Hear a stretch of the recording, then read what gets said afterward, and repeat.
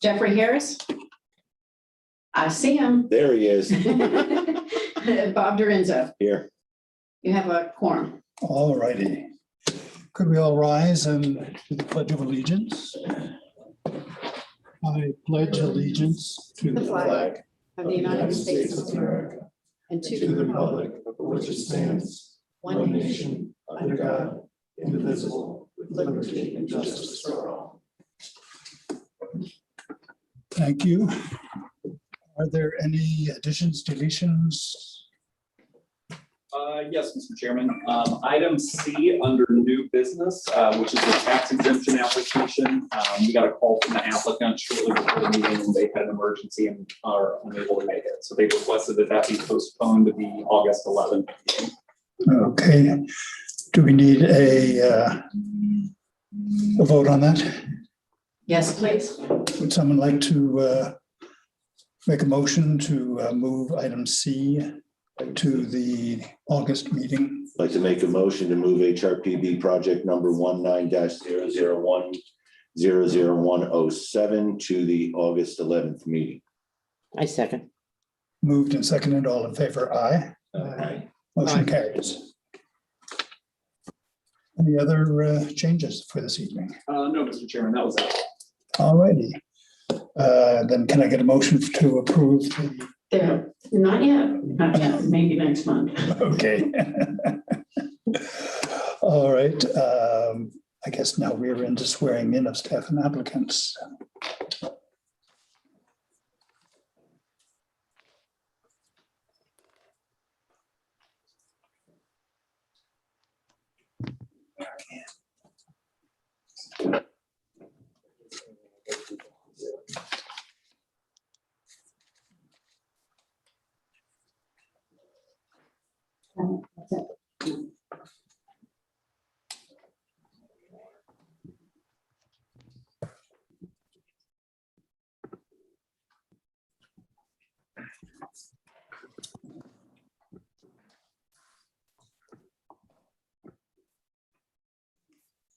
If you plan to give testimony, please stand and raise your right hand.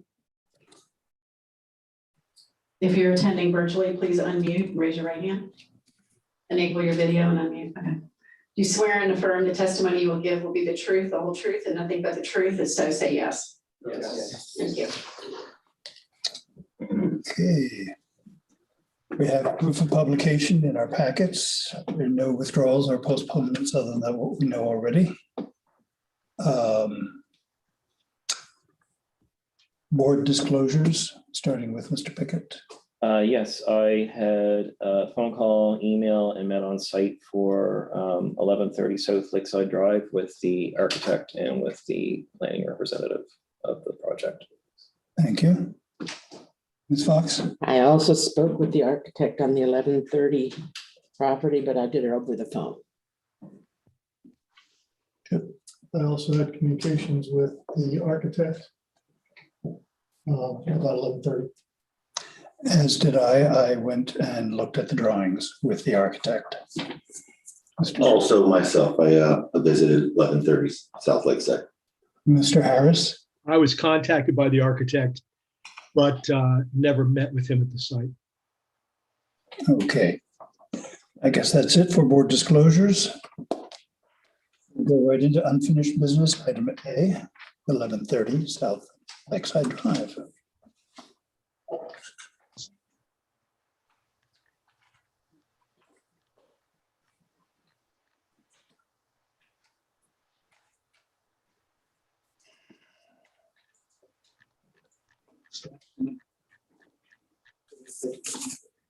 Okay.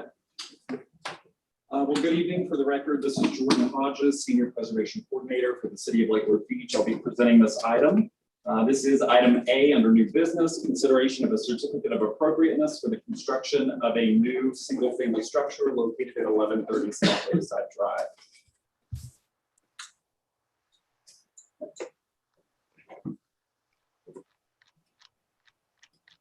So the property owner, again, is requesting approval of a COA for a new single-family structure. The subject property is a 75-foot wide parcel located on the northeast corner of South Lakeside Drive and 12th Avenue North You can see the parcel outlined in red on the map. The subject property is located in the single-family residential zoning district and has a future land use designation of single-family residential. This is a survey of the property. Again, it is a 75-foot wide large lot with frontage on South Lakeside to the west and the intercoastal to the east. So a little background on the property. So the original structure that's set on the parcel was developed by Mr. and Mrs. R.T. Middleton, who hired Edgar Warman to design a single-family residence on the site in 1951. These are the east and west elevations of that property. But then in 1973, subsequent property owners renovated the residence, adding several additions.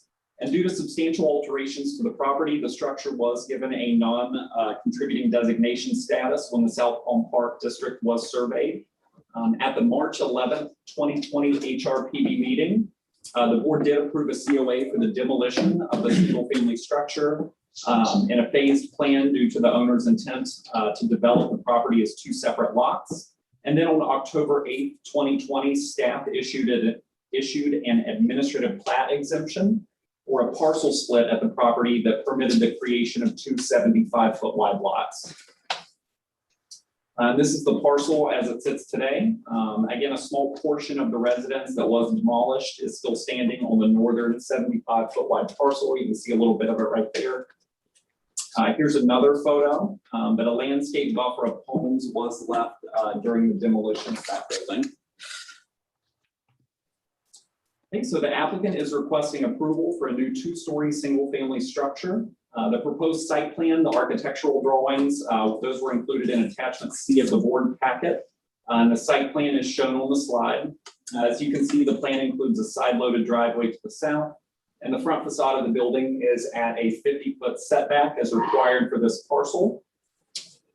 The site plan also includes the entry porch. The property does face south. The entry door is on the south. And then on the north, you can see a paver circulation path that allows some access to mechanical equipment, et cetera.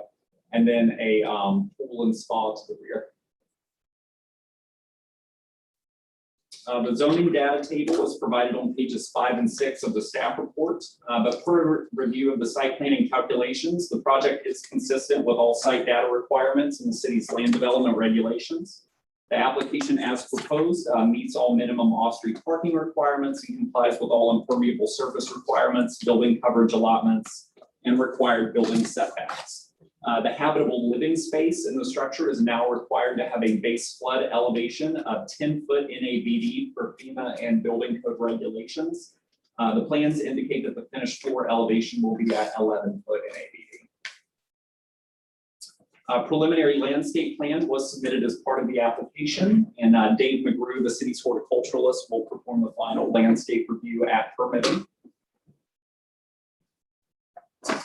This is the proposed streetscape elevation, and that was included in attachment C of the board packet.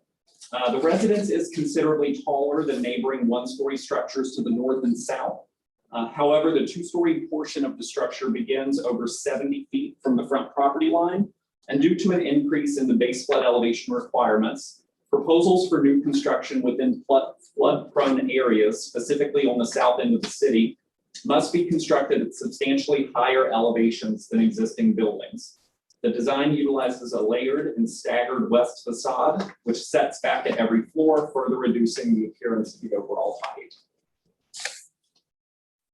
So before we get into the elevations and the exterior design of the structure, I wanted to first show a massing or show a section and how that correlates to the base flood elevation requirements. The design features a single-story attached garage placed at the 50-foot setback from the property line.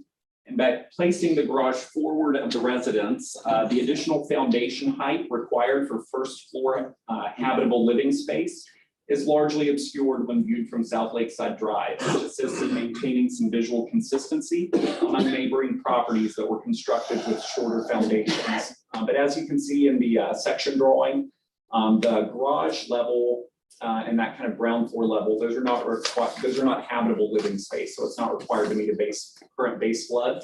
You can see where that first level kind of steps up and that garage somewhat hides that foundation height required for the additional floor height. So this is that garage level plan. It is considered, again, uninhabitable space, so it does not need to meet the base flood requirements. There are 3 garage bays surrounding the motor court, which provides a very large garage space, and then some stair access to the living quarters. You can see in the primary pedestrian entry stairs and landing on the south side of the property, a walkway again on the north side of the property, providing access to mechanical equipment, and a stair access down to an irrigation cistern under the structure. But I will let the project architect go into more detail about that. This is the first floor plan, which includes 3 bedrooms, several baths, a large foyer, kitchen, dining, and service areas. There's also a large patio to the rear, a large terrace, and then a pool deck. The second level plan contains more beds and baths, but as you can see, there's a large outdoor terrace that kind of wraps around the structure on the west, north, and east elevations. So the building is designed with contemporary massing and borrows some design traits and stylistic forms from streamlined modern architecture. Now, this isn't a style that we see very often, but it was included as one of the 10 primary historic architectural types in the city in the Historic Preservation Design Guidelines. The chapter was included in the board packet as attachment D.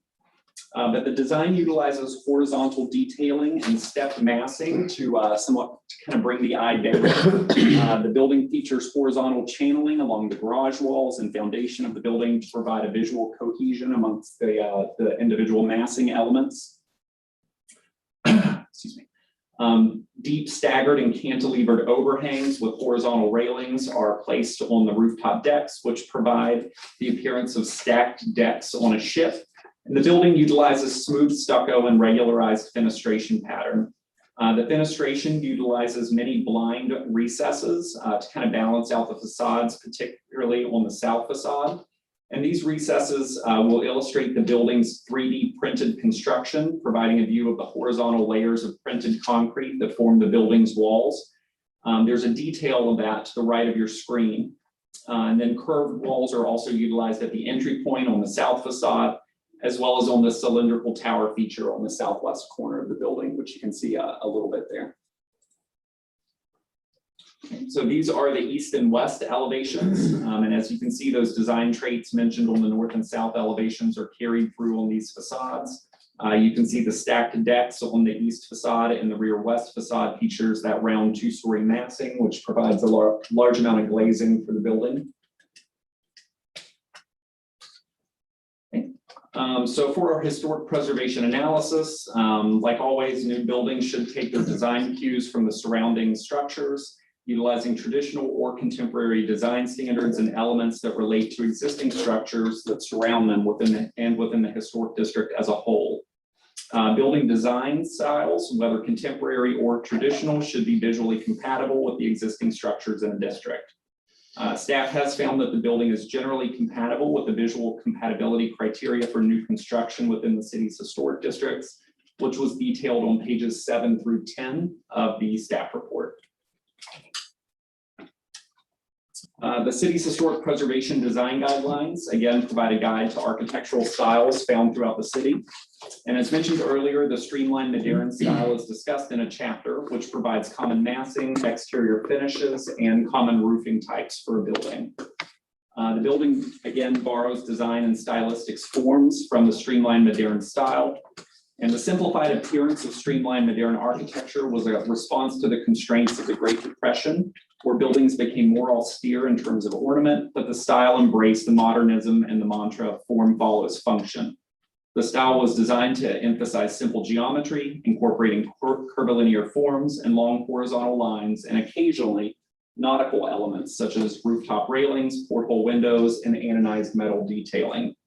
It is staff's analysis that the building is largely compatible with the architectural style as defined in the guidelines, although the building is a contemporary iteration of the style and does not seek to replicate an existing structure. The proposed application as conditioned is generally consistent with the land development regulations, and the structure's design is generally consistent with the streamlined modern architectural style and the preservation design guidelines requirements on site considerations. Therefore, staff is recommending approval with conditions. Staff has not received any written comments associated with this project so far. I believe that the design team, they are present, so they could go ahead and go through their portion, or I can go ahead and go through the conditions of approval, whichever you prefer. Let's ask you want them to do the conditions first? And then we'll. All right. If you would, do the conditions of Sure. approval. Number one, the windows, that's our typical window recess. We can discuss that. That would allow for a larger recess. Number two, that the proposed entry door should be compatible with the streamlined modern style, and that would be reviewed at permitting. Number three, the proposed windows are casement and fixed glass windows, which are appropriate. If a mutton pattern is desired, the pattern should be horizontal in detailing and application and shall be reviewed by staff at permitting. Number 8 is our standard window glazing condition, which requires a minimum of 70% visual light transmittance. Number 5 is that the doors may utilize clear, frosted, obscure, or glass with a low E coating at 70% BTL, DLT. Tinted, reflective, gray, colored, etched, or leaded glass will not be used. Number 6 is our smooth stucco recommendation. Number 7. Again, the exact design of the entry doors and garage doors shall be reviewed at permitting. Number 8 is that the site walls shall be shall comply with the height and placements requirements in 23.4-4, which is our fences, walls, and gates subsection. Number 9 is that all improved surfaces be set back a minimum of 1 foot from the property lines. That's our water retention condition. Number 8, that improved surfaces in the front yard shall not exceed 25% of the front yard area. Number 11 is the detailed square footage calculation shall be submitted at permitting, just to double check on lot coverage and permeable surface and FAR.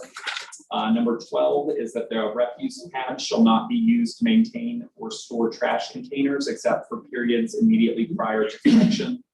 Number 13 and 14, those are recommendations.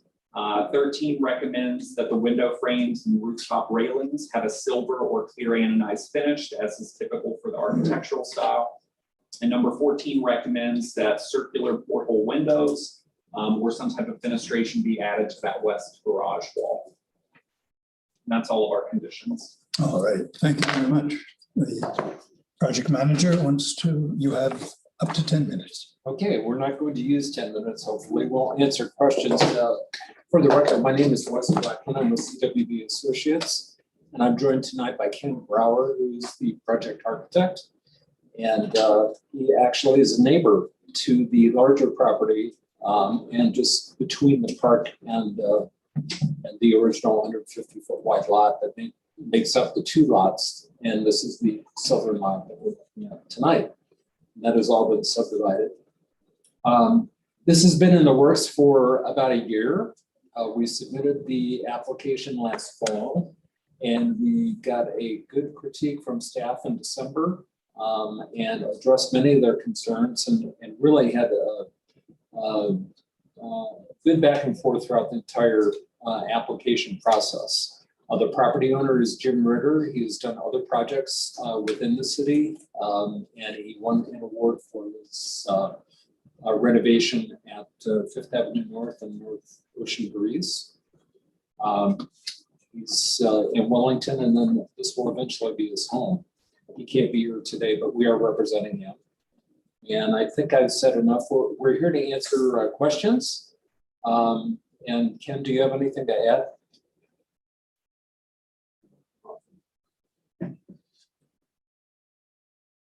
Ken Brower, architect for the project. Staff suggested that I might have something to add for the cistern. I don't know if there was anything particularly written on it, but it is a unique thing, at least as size-wise it is. It's probably 21,000 gallons collected mostly from rainwater on the roof and then channeled into the cistern, and it'll be used for irrigation of the yard. And it'd be nice if other people did that and it could turn into something that could be seen more often in homes in Lakewood. Do you have any other questions I'm happy to address? Thank you, Mr. Brower. We are tasked with asking questions first, and then we will get into other things. Mr. Pickett, do you have any We questions? also have a model that Oh, you can pass around. yes. For. Oh, wow. Thank you, sir. Mhm. Oh, Yeah, that's awesome. which is also 3D printed, probably. It is. Yeah, Wonderful. different material. Okay, Mr. Pickett, questions? No, I mean, I guess just to clarify, I had some description of some of the things that were happening with the project, how it was being built during the on-site meeting, and I was wondering if the architect could maybe explain some of the detailing of how the 3D printing is working and some of the openings and that kind of thing. I thought that was kind of interesting. And I did. I didn't have a chance to really watch it, but Well, when Mr. Ritter approached me to do the project and explained that it was going to be 3D printed, I was a little bit unfamiliar with the process as it related to buildings. I'm familiar with it on a much smaller scale. But he explained it and quite a few times in different parts. But it seemed to be something that would be really, or could be potentially, a game changer in the industry. With every home these days is built with block, with exceptions of frame homes. And this is very unique. It'll be computer driven on site, and there will be concrete mixed trucks will show up and keep the hopper full. I apologize for not having sent links to projects that you can find on YouTube, but they're easy to find if you just put in 3D printed homes. It's virtually the same process that I've seen that Mr. Ritter is using. It's the same process from every other video I've seen, which is simply this print head, just like if you're dropping ink on a piece of paper, it's dropping concrete in whatever program and whatever shapes it has it doing that. And it does it in layers anywhere from about 3/4 of an inch to 1.5 inches thick, and as wide as the print head is, which these days is getting a little bit wider. I think it could go about 6 or 8 inches wide now. And it just keeps going. I mean, if construction were allowed to go 24 hours a day, it would go 24 hours a day because there's no labor issues with it. But it'll be very, very interesting to see for me and for everyone else. Mr. Ritter has done a small tractor barn, he calls it, on his property in Wellington, which is small, probably 30 by 30, something like that. And it's very nice. It really is. I was interested to go out and see it, and the construction technique was most unusual and a lot of fun, a lot of education to see what's going on with it. It'll be great to see this project go up, and you're all invited to come and see it once it gets moving. Thank you. Ms. Fox, any questions for the, No, I think you pretty much answered. I was concerned about the height, and I was also concerned about the water runoff from the mass area he has, but with the cistern, I see where that you're not going to drown your neighbor. No, in fact, there's a site wall both on the north side of the property and on the south side of the property that would prevent any water runoff at all. So all water falls on the site, will stay on the site unless, of course, it's a major flood. And my usual question, is there a curb there? And do we need curb cuts? I don't know, because There's no curb cut there now. there isn't any, so we need to do a curb cut. We don't have There's no sidewalk. it's just, there's no sidewalk either. No. Okay. There's no curb for probably midway, at least south of Mr. Kelly's property. I believe there's a sidewalk and a curb. North of that, Nothing. through the park, there's no curb. Okay, thank you. Maybe the curb. I don't remember. Sure. Any questions? There's a couple conditions or recommendations for the portable on the west elevation, portables in the garage wall. Are you looking at doing anything like that, or? Well, being a condition, we certainly will do that, and which is not a problem for us. One of our earlier designs had portal windows there anyway. So no, I think it's a good suggestion. We're happy to do that.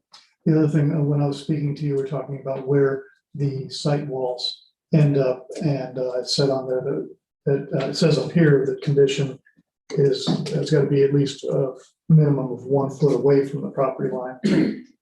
That's condition 9.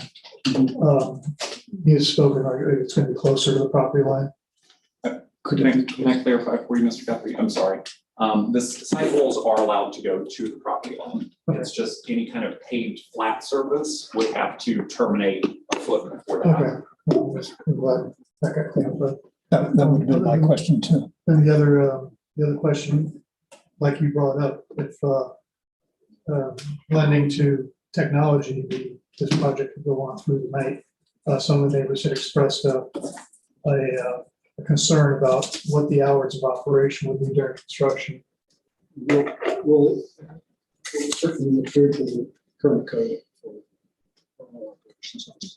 Okay, you happen to know what that is, Jordan? The hours of construction for noise on construction site?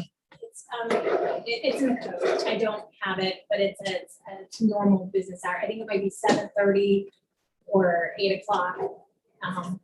It's an established time frame. I'm sorry, I don't have it off the top of my head. Okay. So. One of the neighbors works out of his house, and we wondered about that. So it's established by code. They're not going to be working through the night. We will not.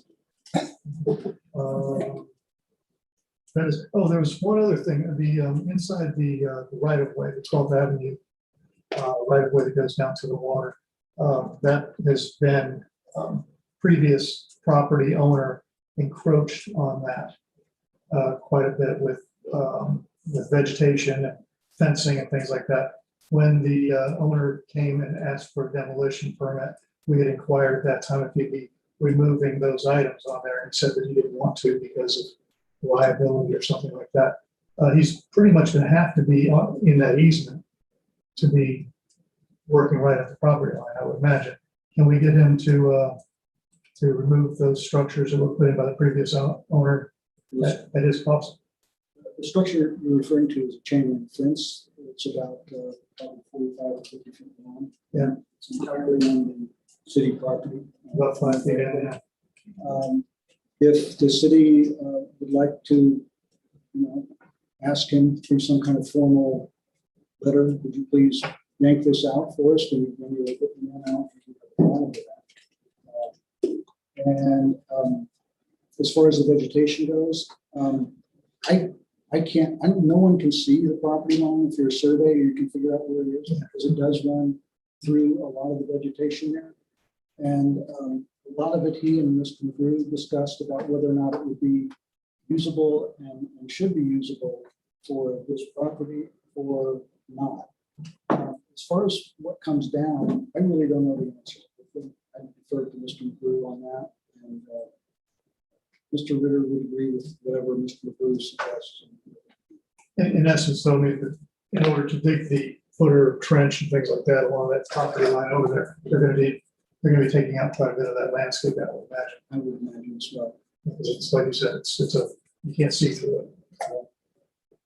Okay. And it might be able to be utilized on the property or elsewhere. Perhaps. Exactly. Yes. Construction hours are 8 a.m. to 7 p.m. on weekdays. 7 p.m. Wow. Okay.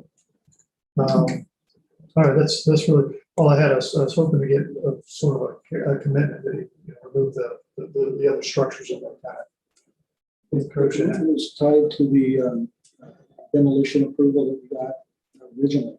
That once this building is built, and I believe before construction starts on, well, obviously, before construction starts on the northern parcel, that'll all have to come down. It's already in the. And he was concerned that he didn't want to go on city property. Well, it's the other And he bought the property that was encroaching on the city property. So I take those encroachments, mainly the fence. That's all I know because I haven't traversed back in there too much. And that is kind of like a sheet runoff for the area with all the houses being built up. It's a sheet runoff for stormwater. Yeah, kind of. Okay. We need to maintain that as a sheet runoff for overflow. Somebody should, but I'm not gonna mention it. Thank you, Chip. Jeffrey Harris, if you're listening, do you have questions? Can you hear me now? There we go. Yes. I have a couple of questions about first of all, is there any railing detail for this project? I haven't seen any. Yeah, I don't have a railing detail with me tonight. We've made some details that I still have in my files. But I can assure you, it's just a standard cable design system that conforms to code, both from lateral pressure and the spacing of the cables. And as conditioned by staff, it'll have a silver or clear coloration to it. All right, so it's basically an aircraft cable railing with some sort of top piece that you can rest against. The other question I had to do with the 3D printing aspect of this. Is this entire house being printed like that? In other words, is a machine going to print all the walls, all the structural mullions, the columns and everything, or is that just a veneer? No, it's definitely not a veneer. It is the structure of the building. In fact, even those floors that are on slab and the first floor that will that isn't, it's not on slab, it's held up, it'll be held up by pilings and beams. It'll also be 3D printed. Some of the larger pieces of concrete that are flat surface will be printed on site and lifted into place. But the walls, both interior and exterior, will be printed as vertical surfaces. The print head runs along and just keeps going over and over and over again, covering the entire floor, the walls, the exterior walls, and every, at 3/4 of an inch to 1.5 inches, it keeps getting another layer higher. Right. So I guess my question then is, it looks like the base is the only location where that rustication pattern is going. Is that correct? Does that only go up to, say, the bottom of those lower windows? That's correct, with the exception of the fact that on the blind windows, there is the pattern of the printing will be exposed as well. Oh, okay, so the smaller ribs basically repeat up the building, and the larger gaps are only at the base? Yes, if I understand you correctly, that's correct. Yeah, I mean, I'm looking kind of at the west elevation too, where it shows heavier recesses kind of in the base wall, and then it's more or less shown flush, but I'm assuming that's where the smaller ribs are, right? Yeah, the ribs are actually not any deeper or more pronounced there than they are as you turn the corner and go across the south elevation. It's the same depth there. The blind windows, the printing there will probably be it won't be exactly the same because it'll be continuous layers through the entire window from the bottom, from the sill to the head. Am I correct that most of the wall surface will be stuccoed? Or yes, it will be. So you will It's not going to be see, stuccoed after the fact then. That is yes, so you will not see the individual 1 inch. Oh, okay, I see. All right. I was mistaken when I was looking at that drawing. Are you going to do are you doing a mock-up, a control sample on the site?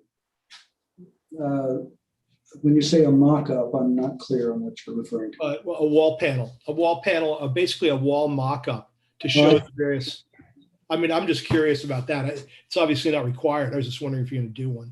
Yeah, my guess is the answer will be yes, because there'll probably be what will become, if you will, mock-ups of several things, and not having been done before, will be experimenting on quite a few different ways to print things perhaps, or the finishes that they'll produce.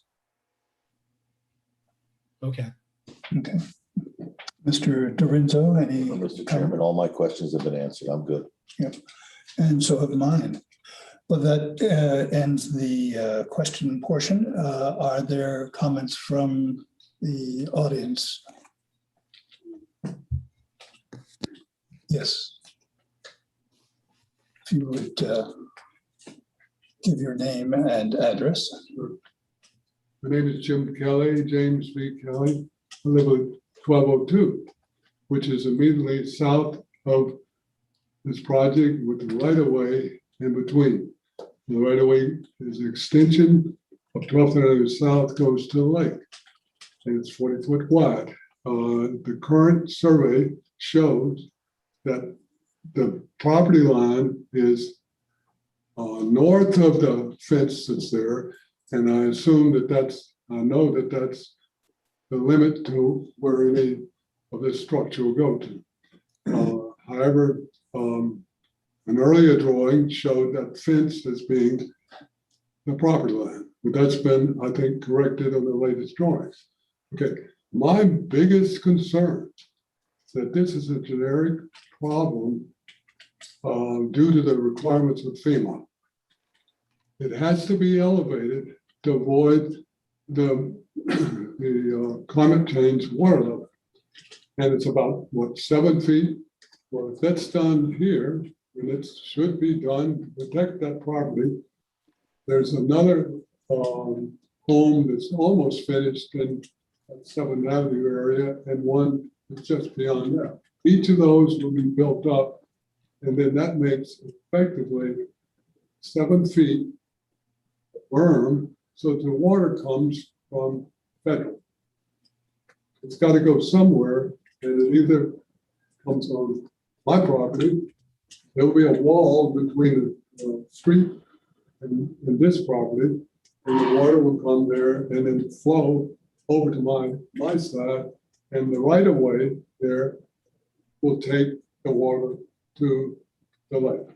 So, there's water on the property, but there's water that's going to be coming from federal. The house across the street has a sump pump in the garage area that's always active when there's a rain, because the water actually comes from the street and goes through the garage there, and as well as the house just south of there on the other side of there. I put, like a foot of soil there near my house for like 20 years ago to keep flooding from the first.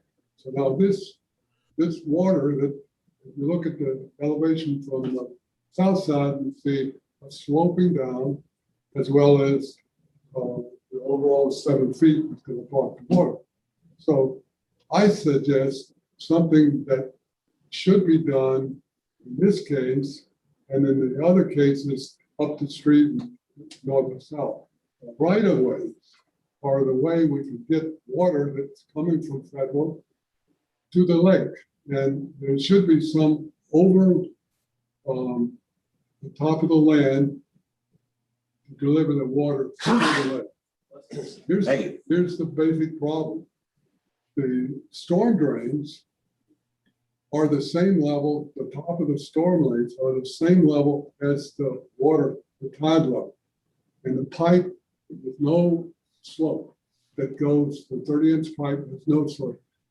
The last 100 feet, there's been a video camera that's gone down to that pipe, and the 30 inches is down to 10 inches because of barnacles. And when it's high tide, the sand fills that the end of that pipe. So it comes a rain, it's blocked because of the sand there and the barnacle. And then after an hour or so, it might some get out, but then it spreads out. So this is a problem. And I think that the city ought to be looking at each one of the right of ways to handle this water. Because every house on the west side of South Lakeside is going to be 7 foot water. We're building a berm there so the water can't get to the lake and it can't all soak into the ground. So that's my biggest concern. Another consideration is the south entrance, driveway entrance. The edge of the property is essentially at the north, at the 12th Avenue north side, so that there's a stop sign. People run that stop sign, 50% of the people do. And so I'd be concerned about that. I don't see that the owner will change that, but something has got to be done to avoid, more caution signs or something. So, and as the person that comes out of that driveway comes out the wall, it's going to keep them from seeing. So you got to have maybe a mirror or something like that to see what's coming both ways. So those are the two concerns. I'm satisfied the property line is settled. And I think that somewhere we have to have something that considers this with water and so forth. The original survey was done in line with that fence. And I think that we got to prove that the marker for the survey now is 5 feet north of there because the fence was not the property line. So that's my, and I respect the design. It's I don't know what a good word to describe it, but it is not conforming to my 1924 house. Okay, and I've done lots of effort to bring that up, and to standards. So I'll be watching. Initially when it was being demolished, there was a cloud of dust and everything, and the city had to come and say so about that because we were, the whole house was covered with that. So this is not old school. This is not 20th century, and it's coming. So I recommend strongly that the right-of-ways up and down there be used, and someone comes up with a way that the water can over the land get to the water, get to the lake. Thank you very much, So Mr. Kelly. that's my Good points. Good points. Just for the record, I'll say that the walls or anything else will conform to the city's site triangle rules that they have for driveways and so forth.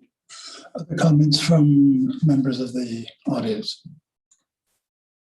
Hearing none, let's go into session. Any comments, any thoughts?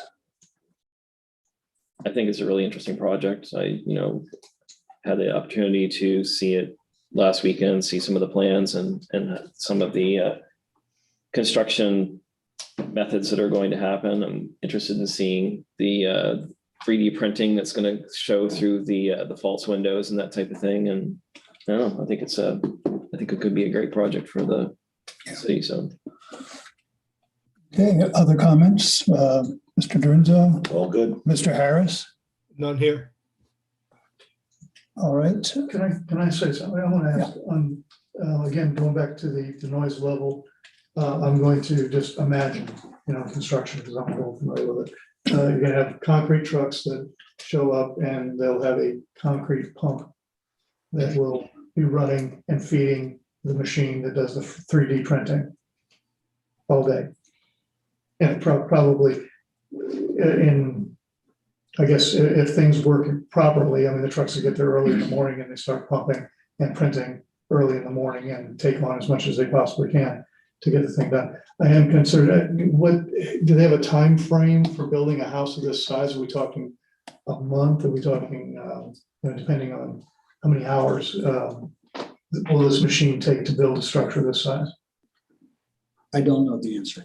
I think that it probably took him about 30 days to build the garage barn that he built on the tractor barn that he built on his property. But that also included the setup time for it's a big gantry system with the hopper on it. they had some issues with concrete mixes, so they'd have to stop. So I really don't know exactly what the schedule is going to be. Once it's dialed in, it should go smoothly, but even if it's going smoothly, I'm trying to think, how many square feet, how many cubic feet of material can this machine lay down in a day, so to speak? And to get some sort of an idea of what, what the neighborhood's gonna be going through for, it was a month to build a 30 by 30 building. Are we talking I'll try to find out 8 months? and send the information to staff and they can distribute it if you want. I And mean, it's a real interesting. otherwise, concept. I'll let you know. Yes, you'll be hearing it as well, that's right. Absolutely. Okay, and is there any desire to put stipulation in to have the fencing removed and stuff from the, as a condition? As I understand it, it's. Well, he'd be doing a favor. Right. It's city property. He'd be doing the city a favor. Doing the city and the neighbors a favor, he'd be kind of cleaning up. He's gonna need to get in there anyway, and I would like to see whatever. I don't know how you'd word it. How would you word something like that? So the applicant would have to agree to that. We can't compel it because it's not on his property, but if he wanted to agree to it as a condition of approval, what we would do is you would word it as the applicant or property owner shall remove the segment of fence that was previously installed on city property with the In conjunction with his. well, I would say as permitted by the appropriate city department, because I just would want not him to go out and remove fencing on a right of way that maybe, I don't know why Public Works would want it, but I just wouldn't want him to just go out and do it without Public Works just knowing about it, at least. So in consultation. Upon approval of Public Works. Yeah, I would just say upon approval by Go the for it. appropriate city department. So I would just say something. With the appropriate city to, yeah. Yeah, so I would just say Go ahead, Jeff. the applicant shall agree to remove the segment of fence prior to the issuance of a certificate of occupancy for the structure.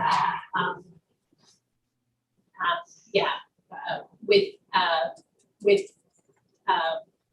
subject to the approval of the appropriate city department. So the applicant shall remove the, Also, okay. A question, is there a utilities easement within that?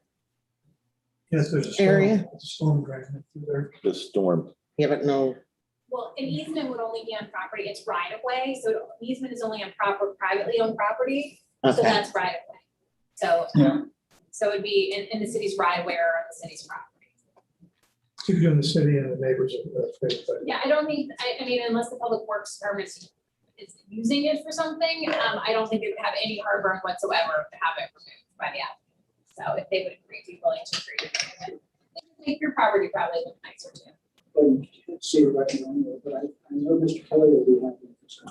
Well, I think that's Okay. a great. Chip, would like to make a motion then? If you have a new item 15. I move to approve HRPB project number 21-001-00173 with staff recommended condition. Including number 15. And adding a condition number 15, that the applicant agrees to remove the encroachment fences on the city right of way. As approved by the appropriate department. As after approval by the appropriate department.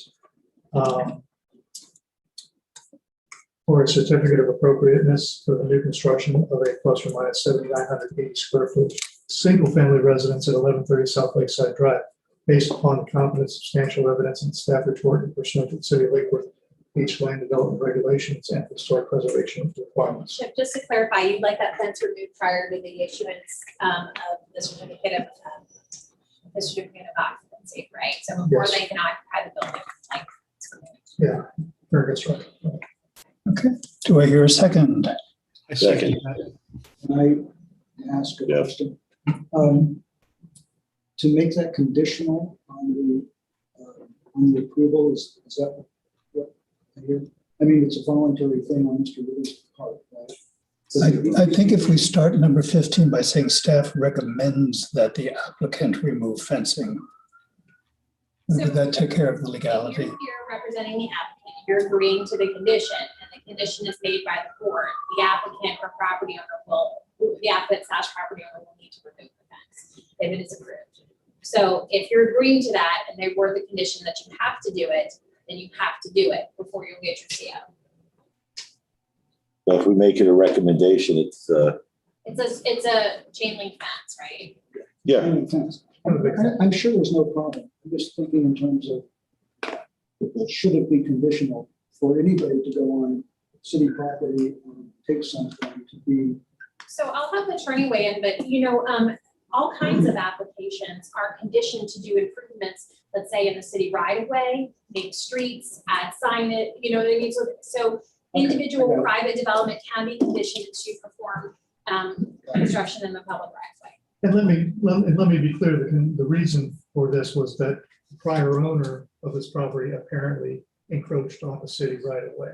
And so when the person who purchased the property as it was, kind of purchased it with the encroachments, okay, that went over the property line. So yeah, we're just really bringing it back into compliance. And if the public works department doesn't feel it's appropriate for you to remove the fence, and then you just go do it, then they won't approve it, and then the applicant will not be required to do so. thank you. Okay, we have a motion. We have a second by Mr. Dorinzo. All in favor, aye. Aye. Opposed, nay.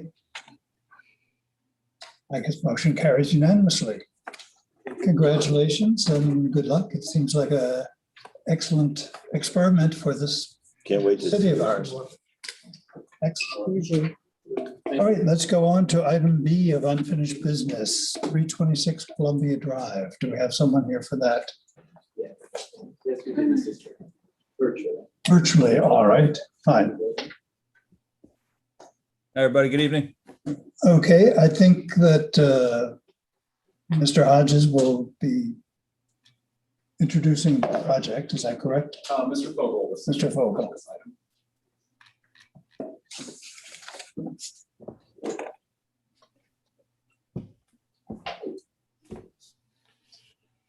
All right.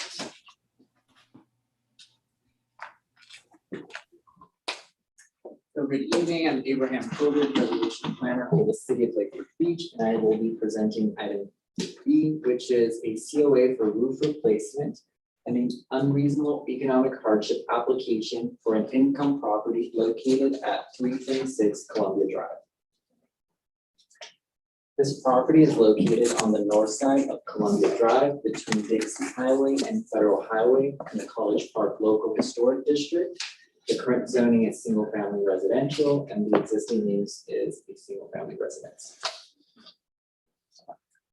The property owner is requesting a COA to replace the existing flat white concrete tile roof with new dimensional asphalt shingles, and the request is accompanied by an unreasonable economic hardship application for an income property.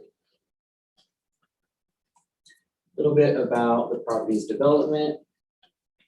It was commissioned in 1947, and it was designed by local Lake Worth Beach architect Arthur L. Weeks in the Masonry vernacular architectural style.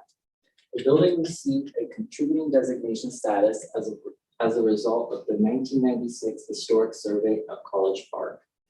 The drawings illustrate a building of block construction with an asymmetrical front facade, stucco exterior, awning windows, a decorative wrought iron porch, and cross gable roof with shingles. The architectural drawings do not describe whether the shingles were originally asphalt or concrete, but staff was unable to locate a permit card in the file indicating the original roof was ever replaced. At some point in the building's history, the wrought iron porch was converted into a partially enclosed screen room, but overall, the building maintains a high degree of historic integrity. Here we have a photo of the front facade, and you can see to the left that area that was enclosed as a screen. Moving on to our historic preservation analysis. Replacement products for historic structures should match the original features in design, color, texture, and other visual qualities, and where possible, materials. The The city's historic preservation design guidelines provide a guide for compatible roof types for masonry vernacular structures, and per the guidelines, masonry vernacular roofs for buildings constructed after 1930 were typically flat white concrete tile or occasionally asbestos shingle or white glazed barrel tiles.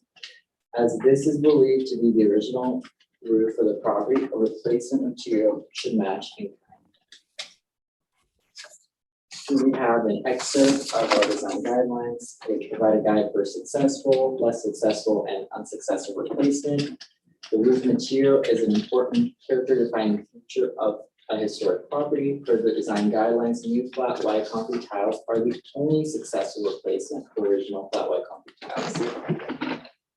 They're able to replicate them with modern products that are still in production today. It is the analysis of staff that the proposed change to dimensional asphalt shingles would negatively affect the historic character of the property. Masonry vernacular residential structures throughout Lake Worth were designed with an emphasis placed on horizontality. This style of architecture primarily used flat white concrete tiles as a roofing material. The buildings are typically linear in appearance, often one story, and utilize horizontal details in the windows and doors.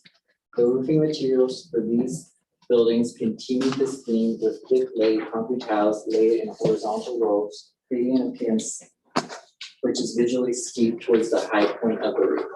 Asphalt shingles are labeled as an unsuccessful replacement option for original concrete tiles, as the proportions, dimensions, material, and related visual qualities are not consistent with the tiles.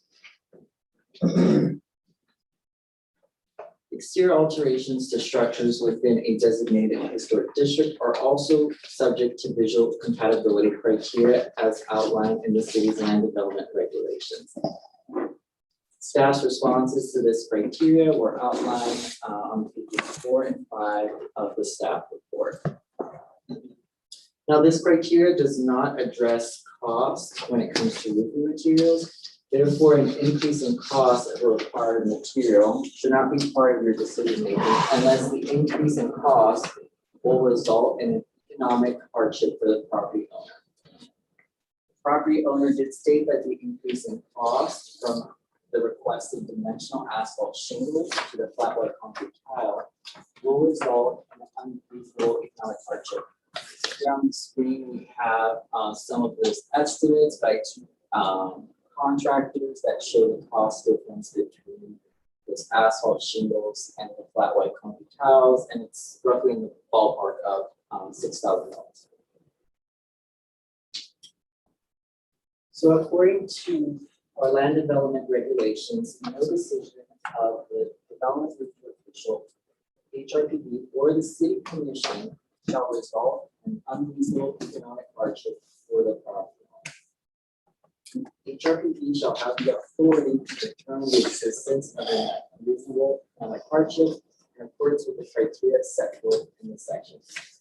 The applicant shall have the burden of proving by substantial competent evidence that denial of a COA or imposition of conditions on a COA have caused or will cause an unreasonable economic hardship on the property.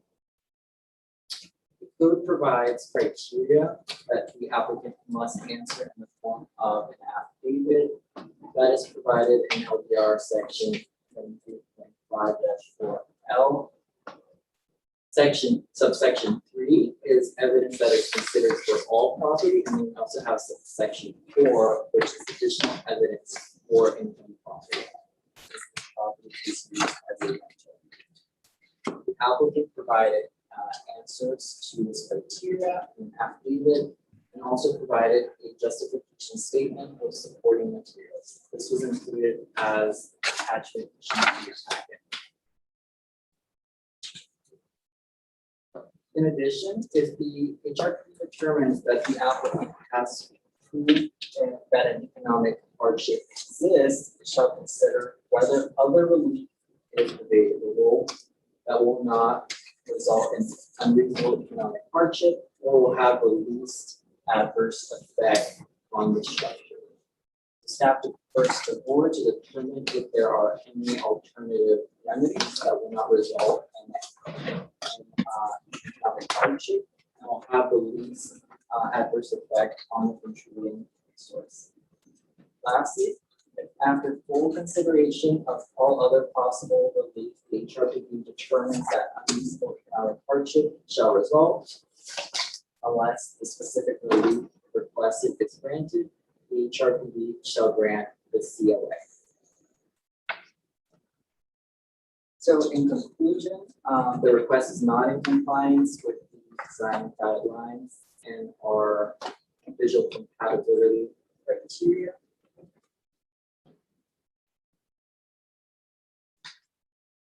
And staff is referring to the board to determine based on evidence that is submitted if there has been unreasonable economic hardship on the property. Should the board approve the request, we have provided these placeholder conditions of approval. That if asphalt shingles are used, they would be dimensional, and if available, they would be white in color, and if that's not available, we can consider as an alternate a light gray finish. The applicants are here with us tonight, and they can answer your more detailed questions regarding the evidence they have submitted for their application. Thank you very much, Mr. Vogel. Does the applicant have anything more to add to that? Are your microphones on? Yes, we're unmuted. No, I think it was all laid out in the paperwork submitted. All right. Then let's get questions from board members. Mr. Dorenzo. I'm good. I read through that package twice pertaining to this case. Mr. Harris, questions?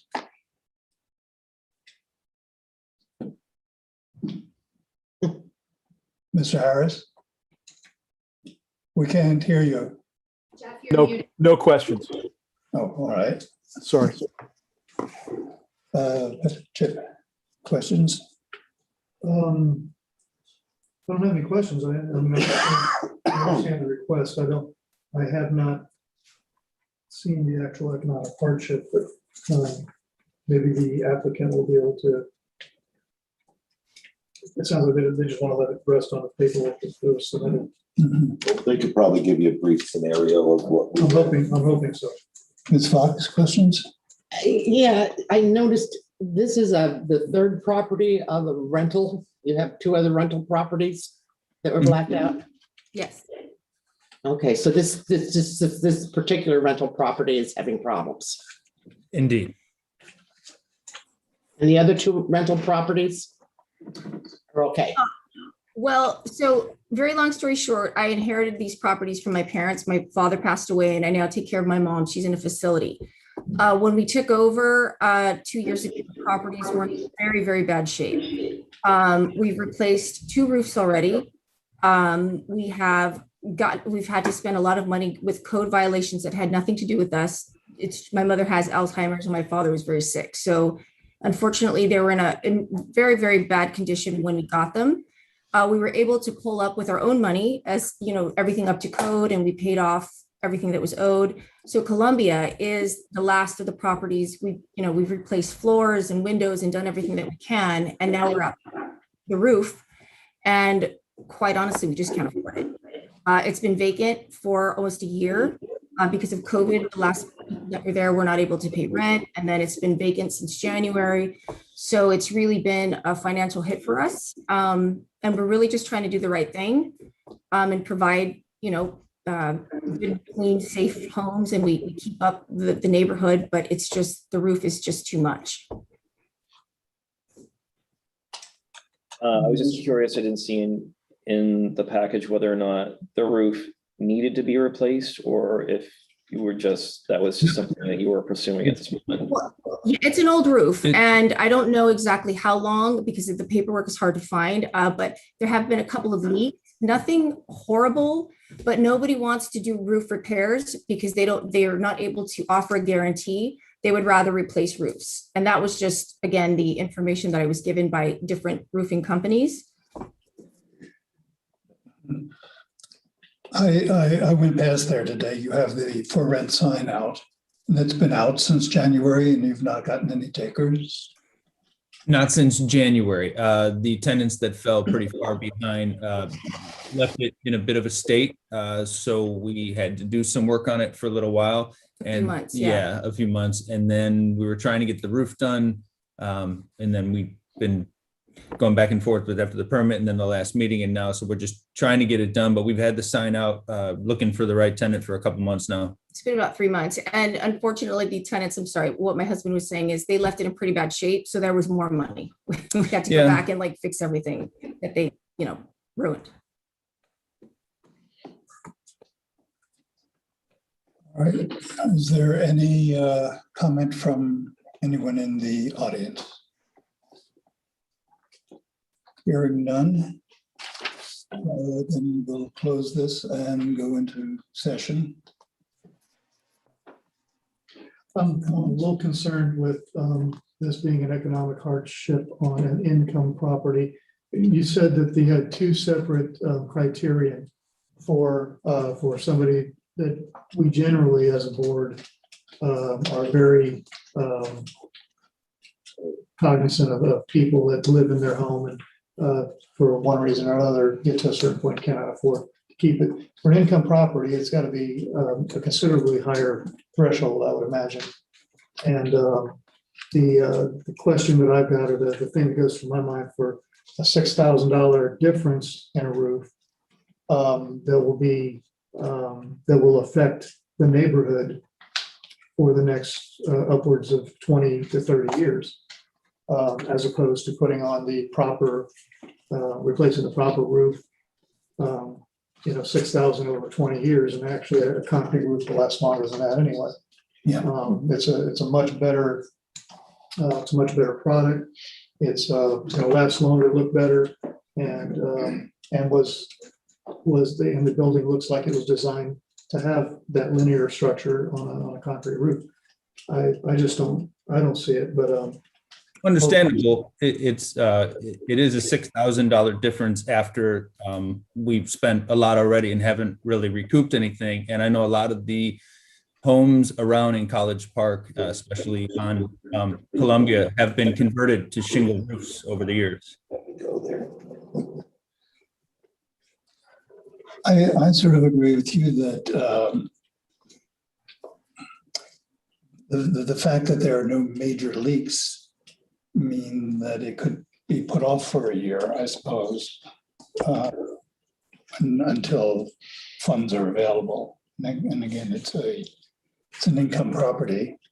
I don't know what the mortgage situation is on the property, but an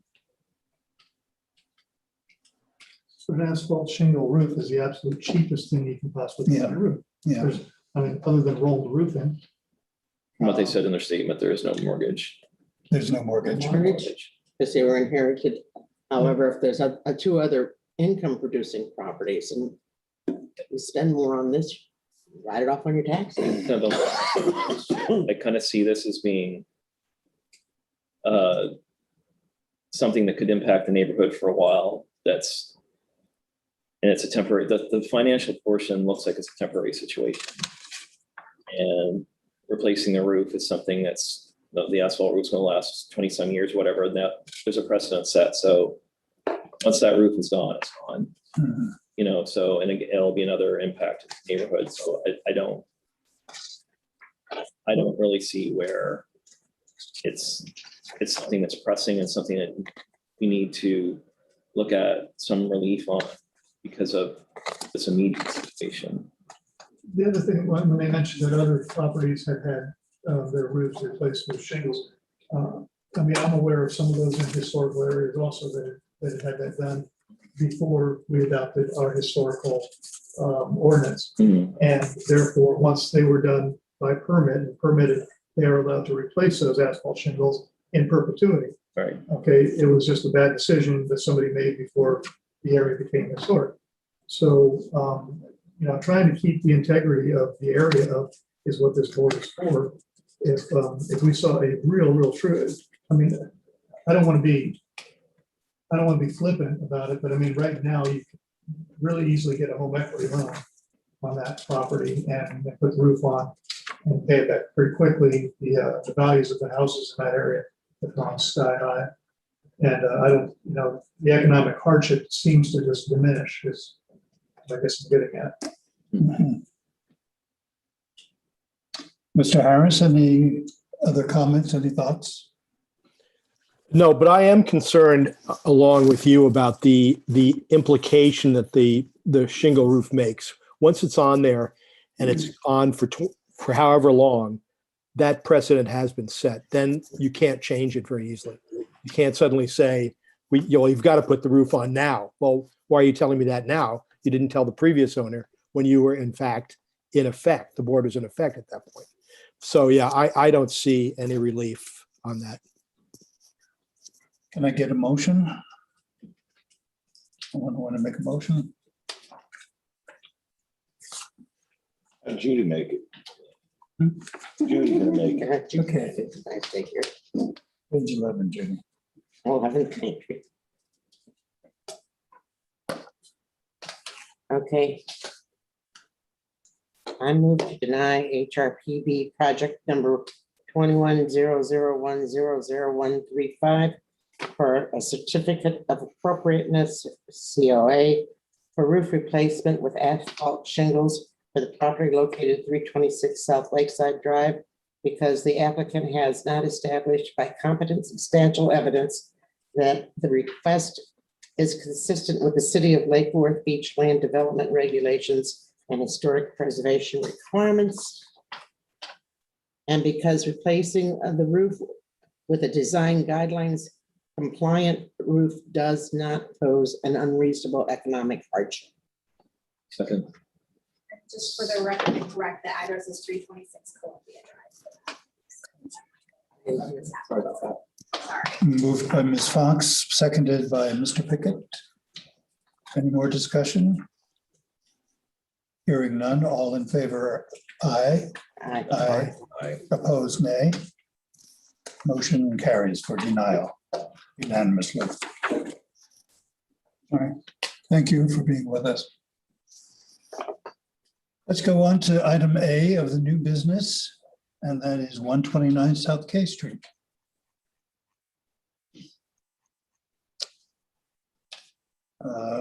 You can remain seated, I guess, who's going to give the, Mr. Chairman, we do have a presentation, but I just wanted to remind you that you have a script in front of you Mhm. for this particular item, because it is, there is an party for this one, so. we can All right. go ahead and just start with the script. all right. According to the script, I'm saying that this is a quasi judicial hearing to hear this project at 129 South K Street. Do board members have any ex parte communications or personal investigations to disclose? No. No. I happen to know the affected party possibly, so I'm not quite sure where that places me.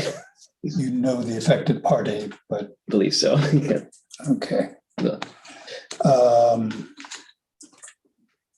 Those giving testimony have already raised your right hand and been sworn in.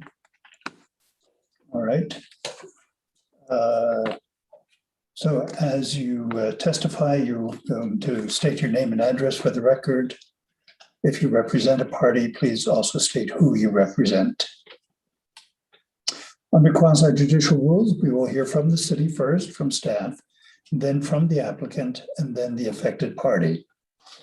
When called, please state your name and the name and address of the property you are speaking on behalf of. After the applicant speaks, we will hear from Deborah Robert. Okay.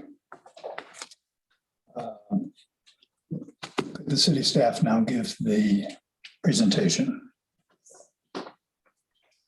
Good evening. For the record, I'm Abraham Fogel, Preservation Planner for the City of Lakewood Beach, and I will be presenting item A, which is a COA for the construction of a new plus or minus 4,392 square foot 4-unit multifamily structure located at 129 South K Street. The subject property is a 50 by 135 platted lot of record located on the northwest corner of South K Street and 2nd Avenue South. The subject property is located in the medium density multifamily residential zoning district, that's NF 30, and maintains a future land use designation of high density residential. Moving on to our property file documentation, in 1938, a pair of two-family structures were constructed on the property. The original drawings illustrate simple rectangular buildings with flat roofs and wood siding. The fenestration consisted of hung windows and French doors with side lights and decorative light patterns. The structures underwent many alterations over time, including roof replacement, siding replacement, window and door replacement, and electrical and mechanical upgrades. The Southeast Lucerne Local Historic District designation report classified the structures as non-contributing, likely due to the removal of original features and materials. In 2014, an emergency building permit and COA were issued for repairs associated with a vehicle that crashed into the structure at the corner of South K Street and 2nd Avenue South. On October 21, 2020, the city's building official, Peter Ringel, declared the structures as unsafe. You can see on the left side of the slide his declaration. We also have photos from that site visit.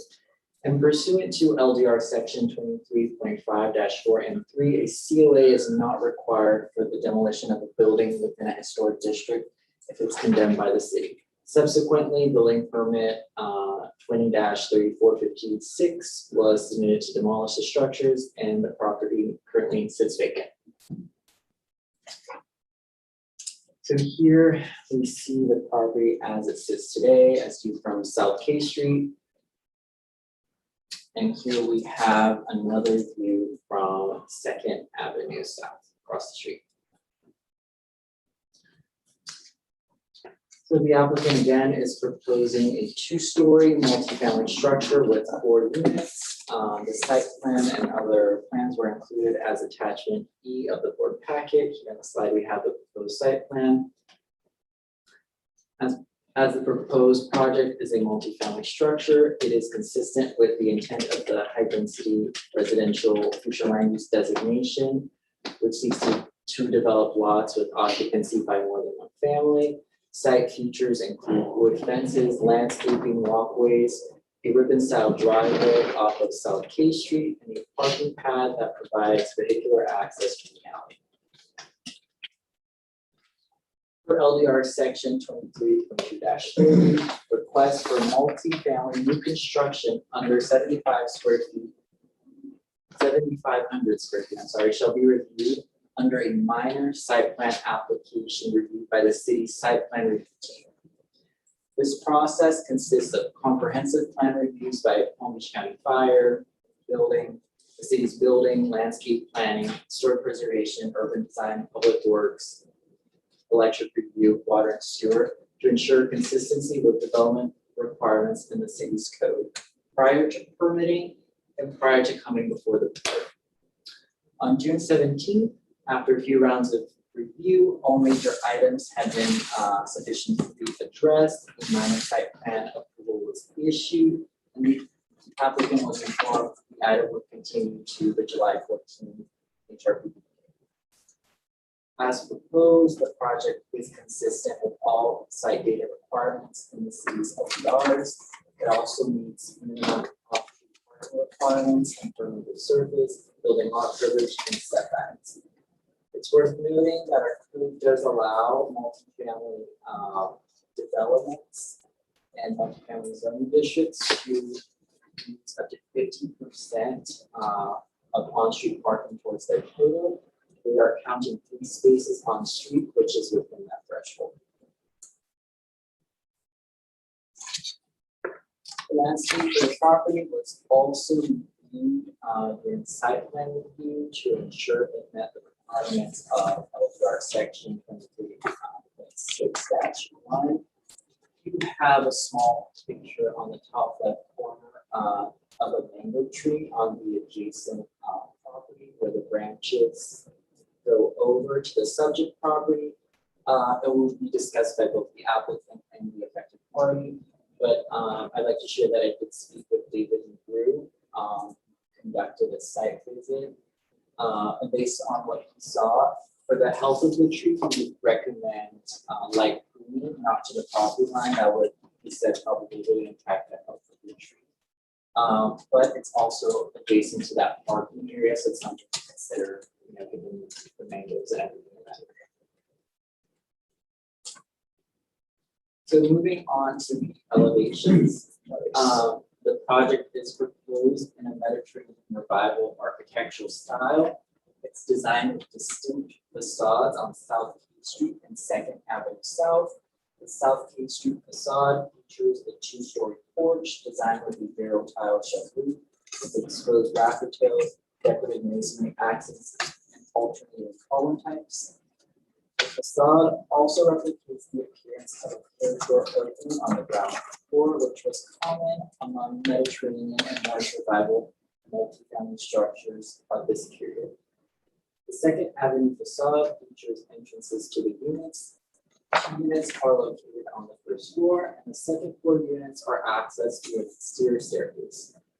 The 2nd floor entrances feature a bracketed barrel roof overhang, decorative barrel tile scuppers, and a decorative parapet. Additional features include decorative tile work and faux openings with a closed shutter design with wood slabs.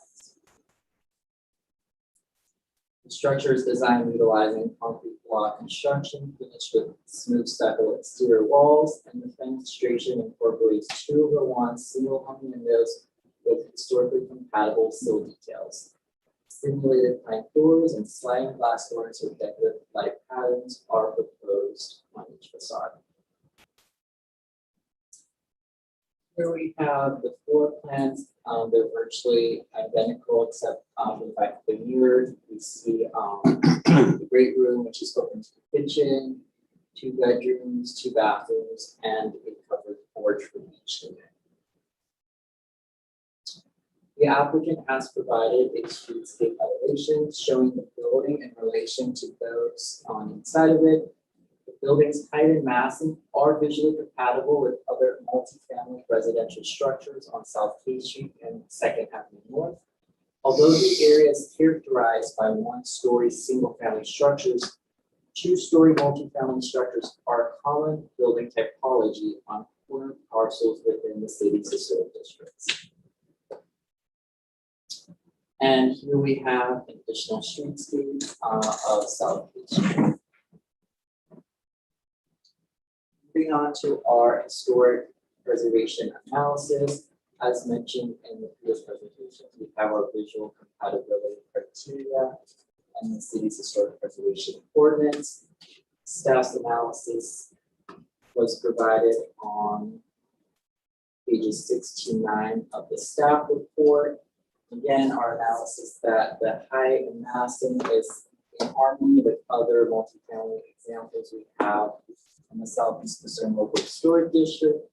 The front facades on South K Street and 2nd Avenue North have a regular rhythm of solid boards with the fenestration and detailing. And the project is also proposed with single hung windows and doors that are compatible with the Mediterranean revival architectural style in a unique way that does not try to completely replicate an existing building. So our historic preservation design guidelines also have a chapter on Mediterranean revival structures. This architectural style is described as not an actual replication of a particular style from elsewhere, but tends to be a result of architects blending elements of architecture from Spain, France, Morocco, and Italy. Mediterranean revival buildings feel very solid due to thick walls that are covered with stucco, which can be smooth or have a rough finish. One of the most recognizable features of this style is the use of clay barrel tile as a roofing material. There's also heavy use of the arch for doorways, interior wall openings, arcades, and colonnade courtyards. Columns are very prominent and often seen as twisted columns between arches or engaged columns. The proposed design utilizes regularized window sizes, appropriate material usage, and has a balanced layout. The structure as designed utilizes elements of Mediterranean revival found in 20th century examples in our historic districts.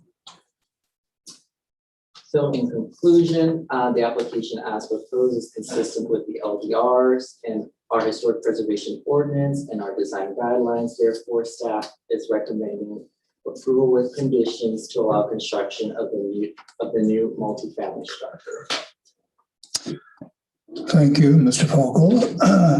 The applicant might want to now make a presentation, and you will have up to 10 minutes. Good evening, Mr. Chairman, members of the board. It's a pleasure to be here with you tonight. My name is Michael Sanchez. I'm a development consultant and a certified land planner. Also with us, I believe, is Scott Disher. He's virtual. He is the project architect, and he's with Architectural Studio, Inc. The property owner could not be here tonight. She's out of the country, and she apologizes for that. I just have a few things to add. Staff made a great presentation. I want to thank staff. They've been great to work with. As Mr. Vogel mentioned, we just completed the site plan approval process and we got approval last month. We did have to make some changes to the site plan and to the landscaping and to the architecture, adding details and things. And we had a great experience with that. And we feel this is a beautiful project that's going to really enhance the area. So I have nothing else to add from a presentation perspective. I did want to address, I had a conversation with Miss Robert from the property owner to the north. We had a nice conversation last week, and she brought up some concerns that I thought I would address because we have looked at them internally prior to this meeting. The first one is more of a maintenance issue. She indicated that the neighbors had indicated that the grass was high, and I talked to the neighbor, the property owner, and I'm hoping that was taken care of. It was supposed to be before tonight. If not, it will be taken care of. It was. Short of. I drove by. Mr. Vogel mentioned the mango tree. There's a mango tree at the back. It's on Miss Robert's property, and we will work with Miss Robert and the city's arborist to trim that back as needed in accordance with the satisfaction to everyone. The last two things are the AC units and the windows on the north side. Mr. Vogel, if you can keep going, please. Sir, just a couple more. Yeah, actually start with the next one, if you don't mind. Yeah. No, sorry. Back one. There you go. So Ms. Robert had concerns about the AC units, and the AC units, you'll see them, they're on the north side of the building there. There's going to be obviously one for each unit, so there'll be a total of 4. What we did was we set the building back 9 feet. The setback is required. The minimum setback is 5, so we set it back at 9. And Miss Robert had requested that we put them on the roof, and we did look at that. But that does a couple of things architecturally to it. If while I'm on, okay, that's good. Sorry, go back. I apologize. One more. Great. So the distance between the roof deck and the lower parapet there is about 2 feet, and these units are about 3 feet tall. They sit on a foot tall curb. So although they won't be up against the wall, you will be able to see them from a distance. This building is only 27 feet deep. So, we'd have to screen those or raise the parapet, which would make the building taller. Also, there's no internal access to those units, so we'd have to put an exterior stair, I believe, to meet the Florida building code. Not a stair, a ladder, which would be on this side of the building. If you go back, sorry, Mr. Vogel, to the next slide, I believe, sorry, 2 back. The other thing, sorry, 2 back.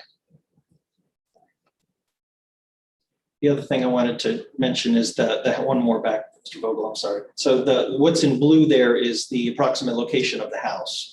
So it is set back, so the units are kind of farther forward of that. There is significant landscaping along that side. And so although we want to be a good neighbor, we would request that the AC units may be maintained. We feel like we've mitigated the impacts, and we feel that this is pretty common in this sort of urban area. And then the last one is there's the windows on the north side. It's kind of a minor. So Mr. Vogel, okay. So what you see, Ms. Robert had indicated that they would prefer that the north elevation be dressed up a little bit. And I was on vacation when I spoke with her. So when I got back, the image on the top is what we originally submitted. The image on the bottom is what we came to with working with staff and what's proposed before you tonight. You can see we added sills on the bottom of each window. We added the muntin, if I said that correctly, on the top of the windows. And then if you go to the next slide, Mr. Vogel, the windows are consistent along all of our elevations. So they are anodized aluminum frames, but they're paint, the color will kind of simulate the wood look. And so we'd like to maintain the consistency. We feel that it's a nice looking project, and your approval of that. And that's all I have, Mr. Chairman. Thank you very much. Will windowsills on the other side of the building match the? Yeah, I just noticed that. They look a little They look thicker, right? Consistent windowsills as a condition. Mr. Disher, are you on? No. I don't think that would be your problem. Yes, I am. I'm here. Scott, this is Mike. I just noticed that the window sills on the north elevation are a little shorter, if you will, narrower than the ones on the south elevation. Is that by design? That's a graphic error. They should match what's in the front. Okay, great. Thank you. Thank you. Okay. You're welcome. Thank you very much. Next, we are asking Deborah Robert to make her presentation.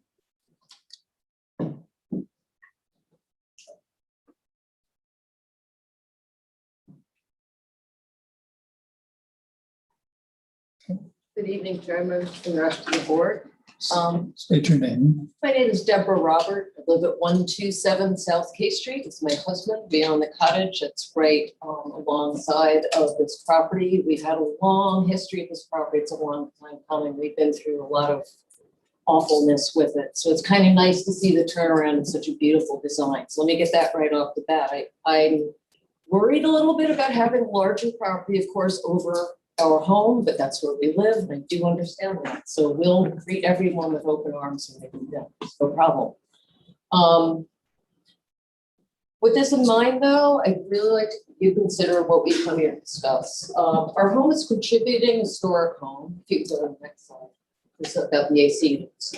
So it's an historic home which we intend over time to continue and improve and beautify. Our cottage is raised about 3 feet off the ground. So we've got a 6-foot fence, which does very little on the inside to block out sound or give any hope for privacy. If you go to the next. So yes, our concern is in regard to the 4 air conditioning units, which are to be placed on the ground just beyond the 5-foot landscape barrier. Of course, so that would be 9 feet. But what this means for us, if you go to the next slide, is going to be 4 separate units running 24/7, flicking on and off at all times of day and night. Now I am disabled, I am home most of the day, and it's just a little difficult to kind of consider that there would be that much interruption. Next slide. And just for argument's sake too, that means also that you're going to have 4 families who will dwell in these residences, will also have not much opportunity in their bedrooms to have any quiet either. So it's just something to think about, because these units are not simply out in the back of the building per se. Considering all 4 of them, they run the entire length of our yard, some of our home, front to back. There's really no relief. So I just wanted to know or see if there's anything that the board could consider, even if for this or projects in the near future, when you have an historic district, such tight lot lines, that there are times now, where they're going to be brand new larger structures that will dominate smaller homes. And that's kind of what we're coming across here. And even in mixed use zones, there needs to be an expectation of at least a base of peaceful living.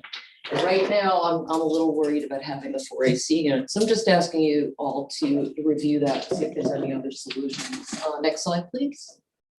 And then we're looking at the southeast and west versus the north elevation. I know that from reading, the work that had been done on this property is absolutely incredible. It's beautiful. And of course, the staff's analysis is in considering certificates of appropriateness for the new buildings and structures will have more than 1 primary facade, such as those on corner lots facing more than 1 street. The HRPB shall apply the visual compatibility standards to each primary facade. Now, the analysis with the subject property has 2 primary facades. I kind of propose that it has 3. As you can see here on the next slide, there's not a lot going on here. And I really feel that this should be a bit more beautified as well. There are really no features, no colors, no elements at all, as opposed to the opposite side. If you go to the next slide, I got a little bit wordy here, but here's why. Please continue. Okay, so 129 South K is where it's coming in, and right next to it, you have 612 Second Avenue South, which is also a multifamily property. Now, the two of these are going to end up being bookends to what's primarily a cottage block, and it is the 100 block. So it's a very, very heavily walked street, especially when we have festivals and like that. We're right at the intersection of K and Lake, so it gets a lot of density. It's a showplace, it could be. So if you go to the next slide, here's the difference. This is 612 Second Avenue South, which is on the northeast corner. You'll notice that it is kind of like the refrigerator box. It doesn't have a lot of detail on it. So that is also the north face of this building. Next slide. The difference is that at 612 Second Avenue South, you've got 128 South K, which is right up on the sidewalk. It's a beautiful little cottage that sits right in front. So it does block most of that northern facade. Not so on, next slide, not so on 127. That's my cottage right there. We have 75 feet of front yard. It does have vegetation like that, which we are putting in, but there has not been any structure there whatsoever. So that entire empty space that you're looking for, next slide, please, that you're looking at, pardon my photoshopping, but that's what we're looking at in terms of the building. If you go to the next slide, this is from about six house lengths up, maybe that's 4. That photo's probably 4. Click, please. That's what you're looking at facade. So there's really nothing hiding that building. So I propose that why wouldn't that be treated just a little bit more than a blank wall as compared to the gorgeous sides on the north, the east, and the west. So we're just looking that you take a look at that because the barren flat wall is going to show. Next slide, please. It's going to be seen in a big way. I got a little bit too, probably don't need to see most of this because we all kind of discussed it. Next slide. Walking all the way up the block, you are going to see this building because there's no house in front of it. The other house next to me that is just to the north is also set back a bit. So you do have the eye line from pretty much the end of the block that you're going to see this wall. And that's something I just wanted to bring to the board and see if there's something we could do about it to maybe get a little bit more of a decorative feel to it. And I do appreciate the opportunity to present these concerns. I hope the air conditioning is something that we can address in a way that resolves what could cause some woes for years on end. And I hope the suggestions for improving the look of the back facade here are taken forward for other such projects of this scale, because maybe that could be more a model for projects in our city when we're dealing with very small structures on larger lots of property. And with that, I have Alex Schultz here, who is my neighbor and friend he was also on the list. All right. The testimony I'm about to give will be the truth, the whole truth, and nothing but the truth, so help me God. I wasn't sworn in. He's good. He's good. I'm an attorney. That's fine. Yeah, I'm her neighbor. I live across the street, 2nd Avenue South. That's my bedroom there, that corner that they were sort of showing, so I get to see the building. Hold on. When I first saw the like all the neighbors were a little bit upset, another big building's going in. And when I got the plans and I emailed them out, the reaction was positive. It was just like, oh yeah, we like it. Even the former museum curator and the author of On Lake, where she said, oh yeah, that looks pretty good. And and I do have the same concern she has about the appearance. If you could spruce up the backside a little bit, that would help. And with regards to the air conditioners, that was one of my first comments to Deborah, was that, wow, you're gonna have a lot of noise. Since 1992, I've had air conditioners outside my windows. And if I was buying that place as a buyer, one thing I would not want is you have the bedrooms back there and you have the air conditioners. What I see around town, if you go just north of the post office and what TD Bank is, you have that complex there. And there you have the air conditioning units in the front of the building adjacent to the sidewalk. And so it goes all the way up L Street. You have sidewalk on L Street, you have the air conditioners right adjacent to the sidewalk. Then you go to Second Avenue North, and as you go around the corner there, there's 2 air conditioners. And you go past the TD Bank drive-through area, then you go a little further south as you approach the post office, and you have more air conditioners on K Street. So they don't have the AC units on the roof. They have them in the front, adjacent to the sidewalk. So that way you get them away from the bedrooms. It would be add value to the purchaser, but you can see, this is the alley there along that building. The next slide, this is the sidewalk. And as you wrap around the building, you see all the air conditioners adjacent to the sidewalk. You get them away from the bedroom. It's a selling point for the buyer. If I'm buying a nice high-end unit and I see that air conditioner outside my bedroom window, the last thing I want as a buyer is a air conditioner. Like I said, since 1992, I've had air conditioners, at least 2 units outside my bedroom window. And it really is not amenable to sleeping well, unless you have a few glasses of bourbon before you go to sleep. So it would be a good selling point, and it shouldn't be that costly if you could relocate them to the front. And if you're talking about historic districts, one of the things, when these districts were first built, you didn't have air conditioners, so a feature of an historic district was the quietness. And so in some sense, you're getting back to the historic features of the old days by getting the AC units away from the bedroom. So I think that's what, they really should consider. It would be a selling point to move them up to the sidewalk in the front. What buyer? I mean, if you're a buyer, you want to put all the money in this beautiful building, do you want your bedroom to have this air conditioners below it? Thank you very much. Thank you very much, sir. Are there any public comments or comment cards that we need to? Mr. Chairman, we need to go back to the script because now we have, there's an opportunity for both the applicant and the affected party to ask questions. There's a cross-examination period. Yes. Questions on it. And I just want to say, usually I know we have asked board members before who they know somebody personally or even an acquaintance. I know, Mr. Pickett, did you want us? I think what we had said before was, do you feel like you can, basically make a decision, an unbiased decision in this case? I believe so. I mean, full disclosure, my house was within the radius of notifications and was in the presentation as far as streetscape and that kind of thing. So I am sort of in the neighborhood of this, but I believe that I could make an unbiased decision if need be. But So if I should be recused, then I'm fine with it. Doesn't automatically disqualify you if you feel that you can make an unbiased decision. Okay. What about, his property?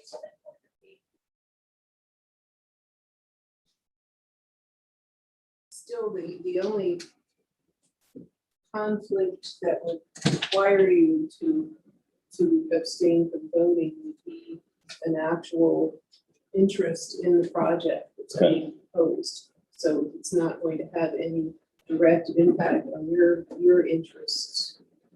Again, if you feel that you can be unbiased, notwithstanding those 2 facts. Sure. Okay. No. All right.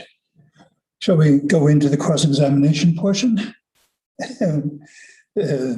Next, does the city staff have any questions for the applicant or for the affected party? No. Does the applicant have any questions for city staff or for the affected party? Okay. Continuing, does the affected party have any questions for the applicant or for city staff? I have a question.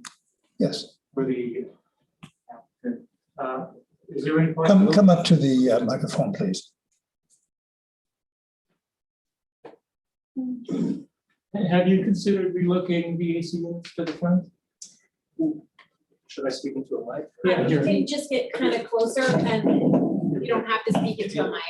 Great. Okay. We have like a room mic. Right. So Mike Sanchez, representing the property owner. Speaking candidly, we typically don't, put AC units in the front just from an aesthetic. I know you can screen them, but typically just from a development perspective, we really can't put them on the roof. I mean, placing them along the front, just to talk that through, if we were to do that, we would probably move the building back. I know this was a question of the applicant, but the code does not permit the AC units to be in the front. Well, how did they get there on, That was a planned unit development. That was a planned development, and that particular location had double loaded townhomes, and that was the only place to place them. Because the rear of the units are accessed by a common driveway. So that was the only location for that particular one to locate it. So it's not permitted in the front setback. And then, in our historic preservation ordinance, we also have a provision to not put it in a place that creates more prominence. An example of that is in front of the structure. Doesn't putting them on the roof also allow you to move the building back or increase square footage? It would. About what, 2 feet of it, right? We could move the building another 4 feet to, sorry, is that what you said? We can move the building another 4 feet to the north if it wasn't for the AC units, frankly. Is that a benefit to the design or to the owner for square footage? And then also that would also give you further away Where are you from the gonna- parapet to, pardon me? Oh, then you would have to raise the parapet and put them on the roof. Well, not necessarily, because if you have a wider building and you put it. They have to get you're access able to to- the back. You're able to locate them more in the center, and therefore they'd be out of the visual. Then have to. Center of the roof or center of the property? Center of the roof. But then you have to require access. to the Access roof to the roof. Or maintenance, An and there's no way to exterior get to ladder, them. like you see on a commercial building where it has the rungs on the top, and there's no way, typically on an apartment building that's a larger apartment building, you have the stairs, Yeah. the exterior stairs have an access. We wouldn't be able to do that here. We'd have to have a ladder on the back of the roof, the back of the building. As the air conditioning units are now, they are symmetrically placed in the back of the building, which puts them closer to her residence. Would it be possible to move all 4 of them a bit eastward? So that, because I noticed you have, it looks like a 6-foot fence there already. So if you could move the 4 of them just 10 feet eastward, let's say. Well, outside of one If person's we close bedroom. to my building, but I'm across the street, it wouldn't affect us. Would that be acceptable? Let's pull it up. Please. I lived in a townhouse and had the air conditioner unit right behind it, and I lived there 20 years and it never bothered me once. And these AC units nowadays are You can't hear them that much. extremely I'm a quiet. senior. Cycle on and off. Yeah. The issue is that there has to be, the longer you get, and I'm not a mechanical engineer, but there's a certain distance you have to have between the condenser and the handle. Air handle. The longer you have the refrigerant lines is, the longer there's, No whatever efficiency drop, and so I couldn't speak to technically how far we can move them.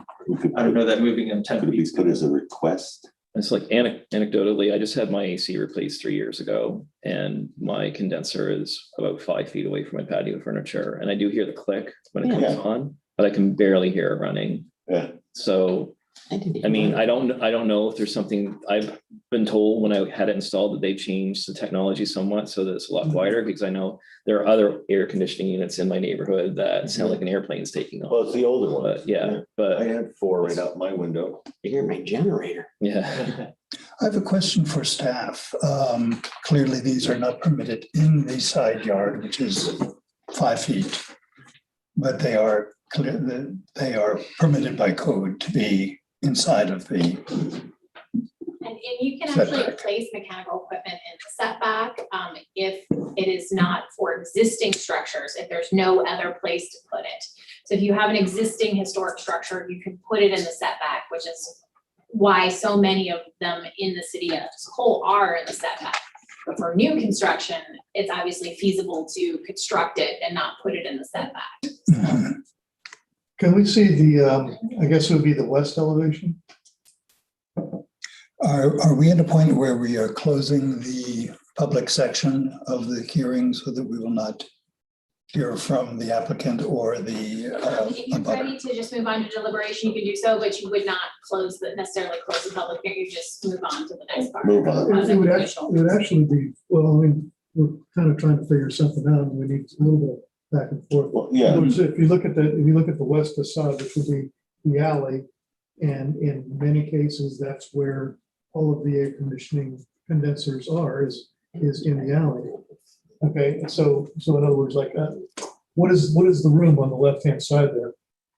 That would put it back right by your house, though. That'd be right next to her house. Right next to her house, but it would be on the alley side. No. All four of them would go Best there. bet would be if he could, like you guys said, if he could move it closer to K Street. It would be better to move that eastward to the left of And that. if they, and really, I don't know, I'm not a mechanic, I'm not gonna talk about refrigerant lines. But I think an extra 5 feet is not going to hurt the refrigerant line. So would the applicant be unhappy if we put in a condition that It's hard and it works. all air conditioning units would be east of the party wall between the two units? Right, and then 30 up. That's right. Is the applicant okay with that? What are we doing? I'm sorry, Mr. Chairman, I'm not quite sure I understand where you want to put it. See where the That 1AC all four of them, right? do you see the demising wall between the two units? All four of That them. all four of them would be east of that demising wall. So you're really not that far from the other unit. I don't think that would be a mechanical issue. No, it should not. No, if you, this is Mike Sanchez again, I'm just looking at we put them in between where there's a wall section. It's hard for you to tell, but between the windows. Love the other picture. Mr. Disher, are you still There there? You could provide just some feedback with respect to, say it from a mechanical engineering perspective. Yeah, Mike, I'm still here. Is that what you're saying, Bill? Do you see an issue with, from a, I know you're not a mechanical engineer, but between the other. just generally speaking with moving all four units to be, let me see, east of the demising walls. East of that, between units. yes. I don't think the units moving in line, the two units that are in question, moving in line with the party wall would be an issue. Personally, professionally, I don't think it's an issue. These units are quiet with a window closed. Nobody's going to hear them going. But if need be to appease the neighbors, moving them to where the party wall is, mechanically, that's not going to be an issue. Okay. There'll be a slight reduction in efficiency of the system because the refrigerant lines are going to be longer. Yeah. But but yes, they could be moved. Okay, thank you. You're welcome. May I, just so we can clarify, if I may, Mr. Chairman, Mhm. there is a, so here, which is kind of, you see that they're between the windows. Right. Would it be acceptable to the neighbors and to the board if we move them along this wall, which is, just so we don't have one underneath that window? It'd be almost Right here. So Right move there. them here. Yeah. Instead of totally east of that demising wall. Right. Bring You're those two split down. right between. There you go. Okay, Right, just so we don't have the one in front of a window and that way we move them, that probably moves them 15 or 20 feet.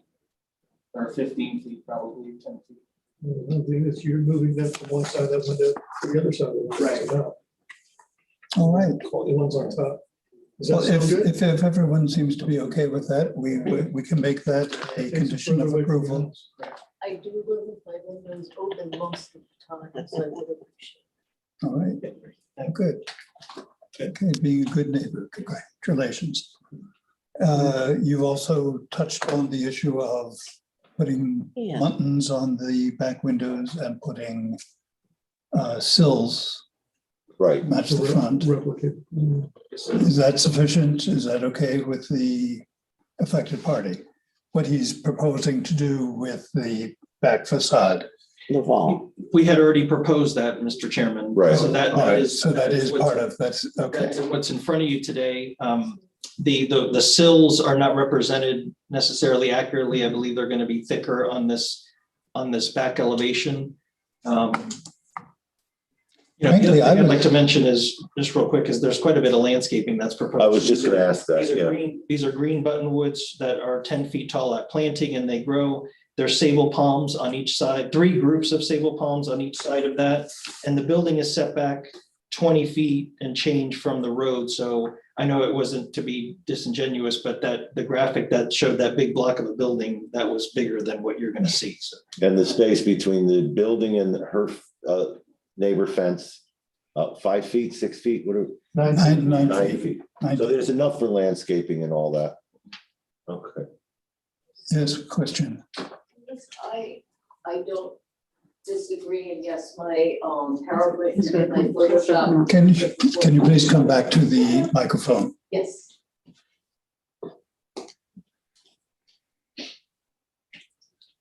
Forgive my Photoshop if it was out of proportion. I didn't mean to be over demonstrative. But I just did want to point out for the board, even moving forward, that kind of a wall, looking at that, it's not, it is just me, and I do see the landscape that's going to be beautiful. And again, I'm for this project. I just feel that wall is going to be seen a lot in that town, and there's not much going on. I just didn't know if there could be a little bit of time, just something that you would think would kind of continue the other 3 beautiful sides, just some other element there that would give it even a second floor, something that you could see from, I mean, we have a lot of the cottage tour goes through there. It's a great opportunity. Yeah. I mean, I will have landscaping too, as you know, I do have a lot, but it was just the thought that there's an empty space and a big area. That's all. Abraham, you said there were, in this style of architecture, there were arches. Any way that an arch could be put over the window? I have to tell you that. Kind of pretty it up a little bit. I was amazed that they've done as much as they have on a back elevation. The little raised section of the parapet in the middle is something that a lot of developers wouldn't have done. So that's a little bit.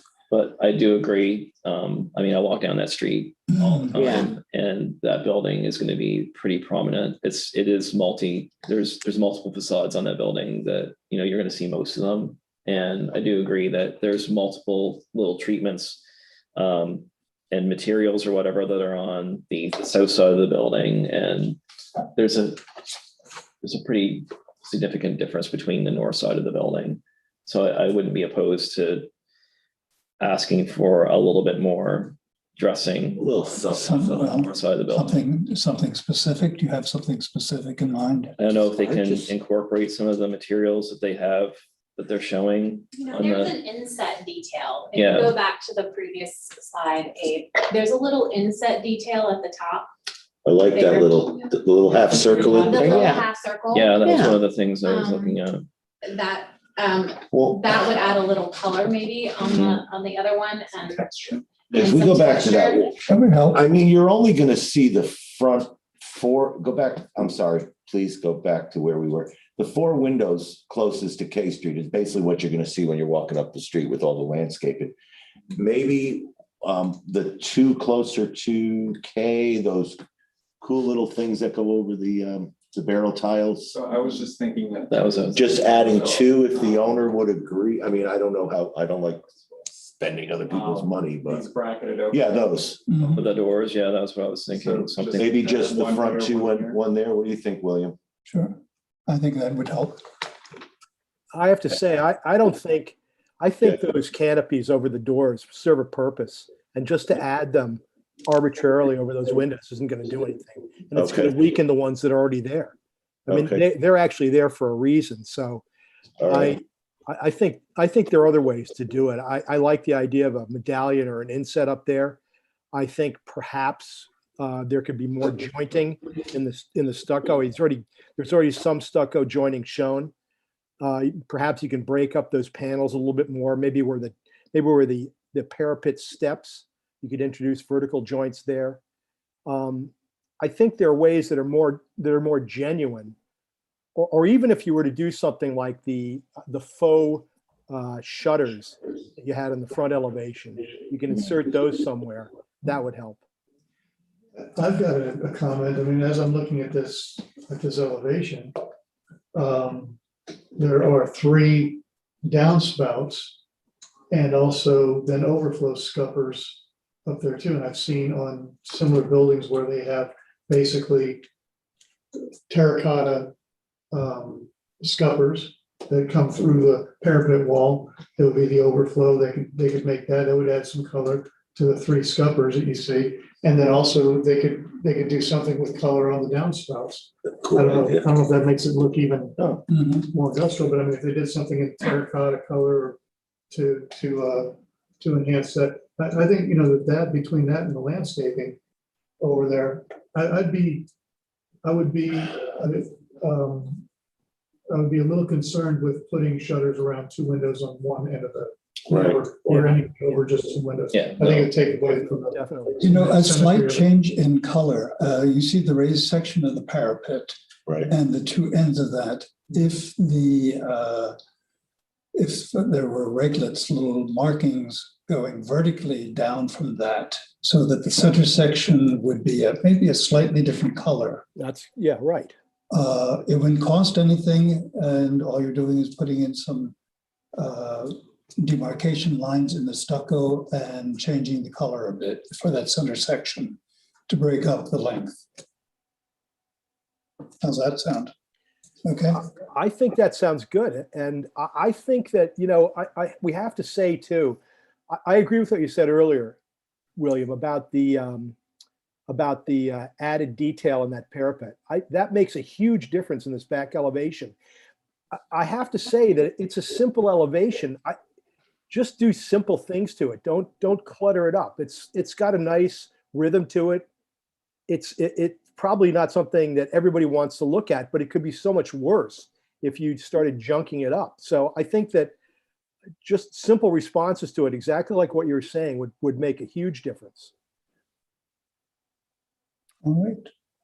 Are you satisfied with the little change of color in that center section? Some vertical joints, and there you go. Well, then, I guess I'm supposed to ask for a motion here. Would we want to add, we have 15 conditions of approval already, which I think you've all read. Right. Could we add a 16th or 16th and 17th? The 16th would say that the Discussion, the consensus that you seem to have built, there would be, the condition 16 would be related to the ACs, which would be to remove or to move the location of the air conditioning units eastward to the demising, centered on the demising wall. Mhm. And then the second condition would relate to additional architectural detail in the central section, including I heard like a decorative medallion and a color change in the center with a demarcation on the stucco. I think you're wanting to bring over the detail from the other elevation. correct. The medallion would match the medallion on the south facade. And you would add some demarcation lines to allow a little color change there in the middle. Does someone want to make that motion with those 2 additional conditions? Want me to? Okay, somebody, you want me to? I don't care. Sure. All right, kids. I move to approve HRPB project number 2000100087 with staff recommendations for new construction of a plus or minus 4,390 square foot, 4-unit multifamily structure located at 129 South K Street, based upon the competence of substantial evidence in the staff report and pursuant to the City of Lake Worth Beach land development regulation and historic preservation requirements. In addition to AC, in addition to the conditions of approval, AC units to be moved the location east to the center of the demising wall. That's item 16. Item 16 and item 17 would be to match the medallion on the south side of the building, to match, put one on the north side of the building in the center of the parapet wall at the top facade. And to make demarcation lines in the middle of the building to differentiate. Along the center parapet. There's a Along the center Center parapet, decorative parapet, right? You want to bring the. two lines. demarcation lines Mhm. to That's core lines. differentiate center from the back and the front. That sound okay?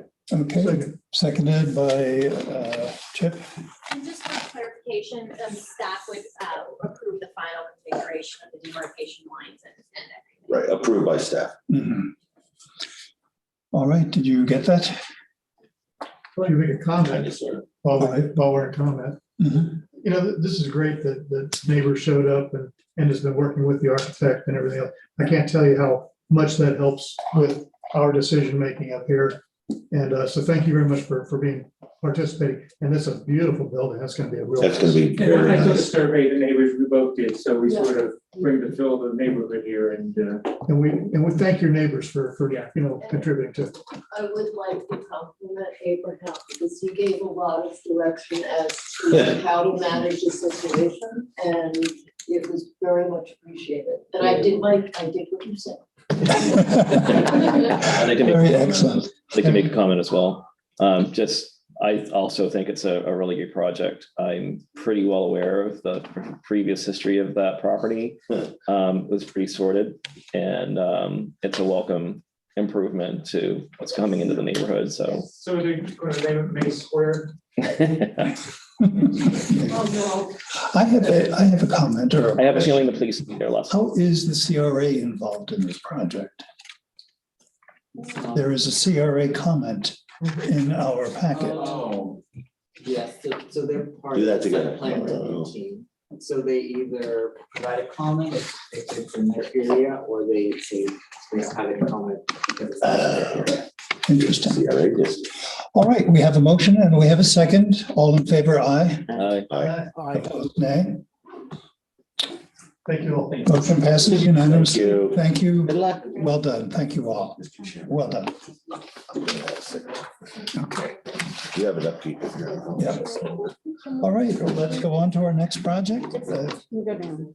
Yeah, can we take a 2-minute recess? We just have some logistics to take. care of, Okay. Mr. Chairman. A 2-minute or 5-minute? Well, what, as a your discretion. A 5-minute recess.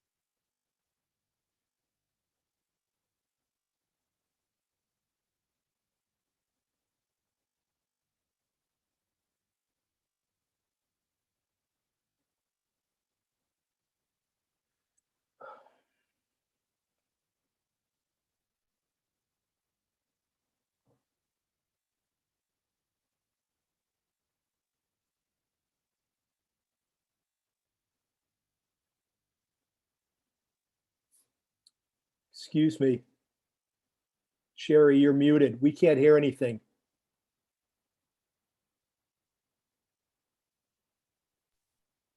Oh, okay. Thank you. Can you try it now? Can hear Can you hear? now. Yep. Okay. I'll do a short version. I have to go back. Unfortunately, we were muted on Zoom. We did not Oh. mute. So, I'll promise to breeze through. yeah, sorry, All right. we had to do over. Do you have to do that? I mean, I've read everything and I could follow it, but Well, I think for the public, we just Yeah. needed just Okay. and just to restate that this is the item, this is HRPB, new business item. So again, item B is a COA for the construction of a 1 plus or minus. You're not helping, okay? 944 square foot at 131 South Hallway. Property is located in the MS Planning Zoning District with the future land use designation of high density residential. The current use is just a single family residence on site. Based on the property file, both the residence and the garage were built circa 1925 in a wood frame vernacular architectural style. Based on our file in the 1990s, there was an insensitive renovation of that main structure, which involves stuccoing the exterior and replacing with incompatible windows. That likely led to its non-contributing status when the historic district was designated. The property owners did request that the building official inspect the garage due to concerns that it wasn't safe, and on July 8th, the city's building official condemned the structure, and in accordance with our ordinance, a COA is not required if the structure is condemned by the city. We have the state of the property. Here's a view from Second Avenue South. Here's another view down Second Avenue South where you can see the garage. Here's the site plan. The ADU is highlighted. Site features include new driveways, walkways, fencing, and gates. Based on our zone analysis, the project is compliant with parking and all requirements related to impermeable surfaces, setbacks, building lot coverage, and living area. At permitting, the landscaping will be reviewed to ensure compliance with the city's landscape requirements. Here we have the elevation drawings, as you can see on the facade fronting Second Avenue North. We have the flush panel garage doors, the exterior staircase leading to the second story where the ADU is located. On the first floor, we have the smooth stucco. On the second floor, we also have stucco, however, it's simulating the left siding. And we have that gable roof with a metal no finish. Fenestration consisting, we have 6/1 windows and a French door with a 15-light pattern. Here we have the floor plan. Again, on the first floor, we have the garage, and on the second floor, we have the living area for the ADU. We have the streetscape elevation. It helps us understand how it will fit in with the streetscape. As you can see, it is compatible in terms of height and massing, particularly across the alley where we have a 2-story structure. So moving on to our historic preservation analysis, we begin with our visual compatibility standards and its staff analysis that it is compatible with the neighborhood in terms of massing and height. It does have solid boards in terms of openings, with the exception of the west facade that does not have any fenestration. And the material usage and window types are consistent with the contemporary interpretation of the wood frame vernacular architectural style. So again, our design guidelines cover wood frame vernacular architecture, and this proposal is consistent with the features and material usage in a modern interpretation of that style. So in conclusion, we are recommending approval as the proposal is consistent with our LDRs. historic preservation ordinance and our design guidelines. We are recommending approval with conditions. We can do it again at the board's. All righty, well, thank you. Want him to read all the conditions? I think we can do without the conditions. Is the applicant in the audience somewhere? They are,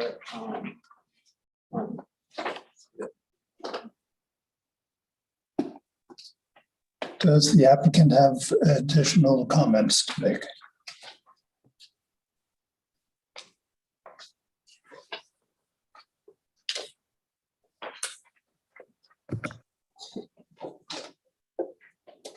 Does the applicant have any additional comments?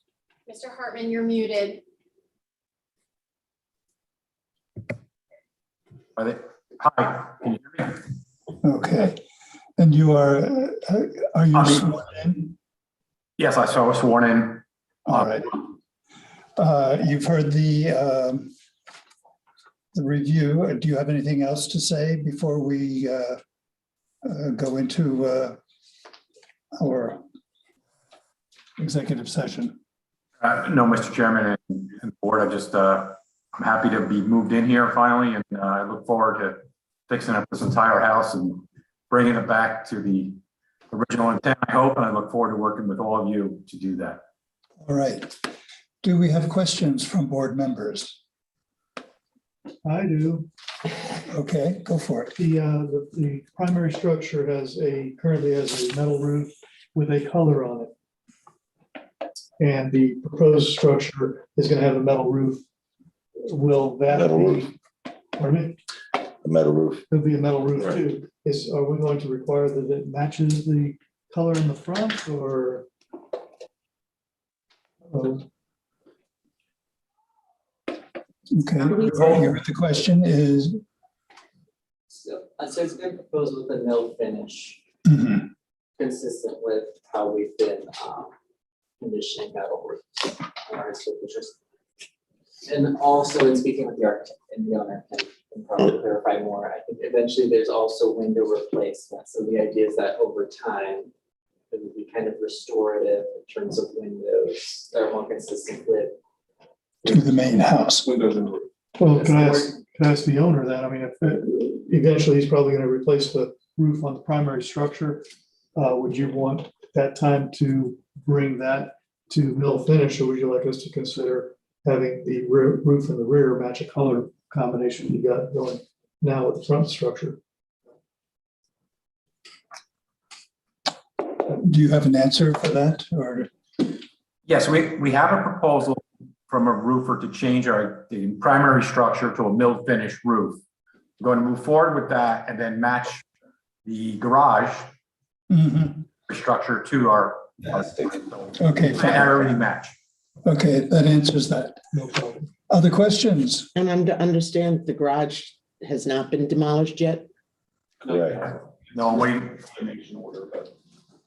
Okay, other questions? Okay, Mr. Harris, no questions? You are muted once again. You're muted. He's not able to hear us for some reason. No, he can hear, but he can't. He can't.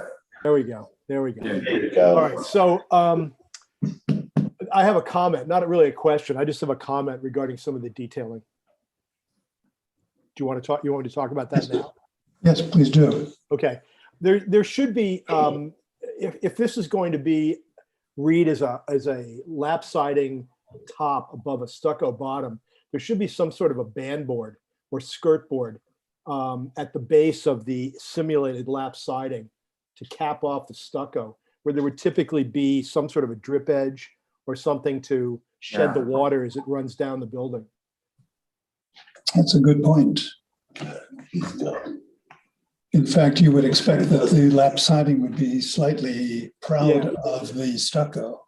Yeah. Or even, I mean, if there was a like a drip edge below the lap siding, that would automatically kind of give a shadow line.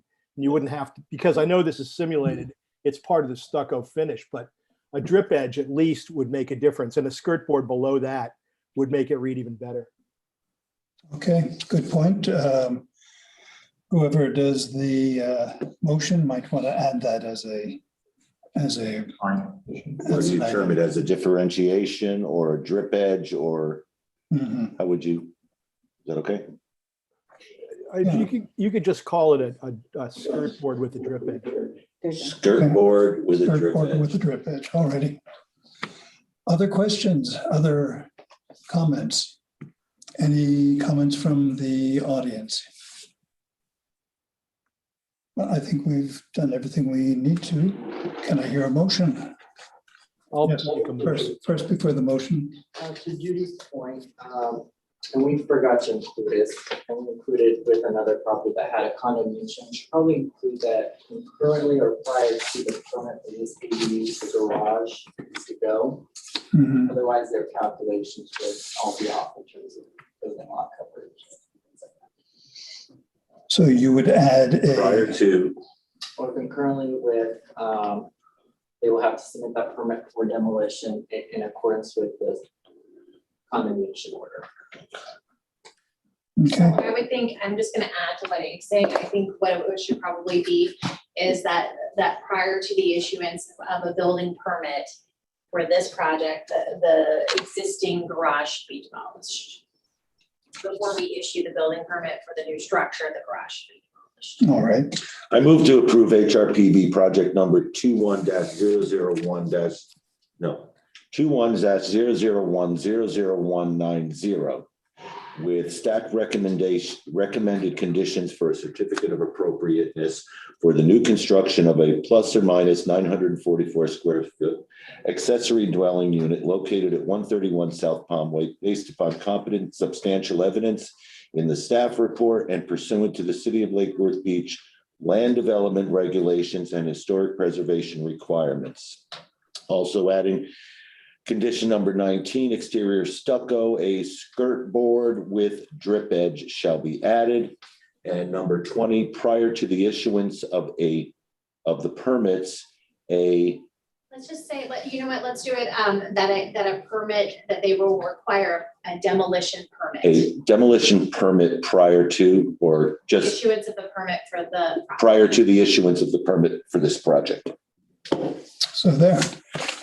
Can I get a second? Seconded by Mr. Guthrie. Any additional? Nope. Then all in favor, aye. Aye. Opposed, nay. Motion carries unanimously. Thank you. Thank you very much. Let's move on to the next one, which is Was it 732 North Palm Way. Yes. All right, I think Mr. Hodges will take care of this one.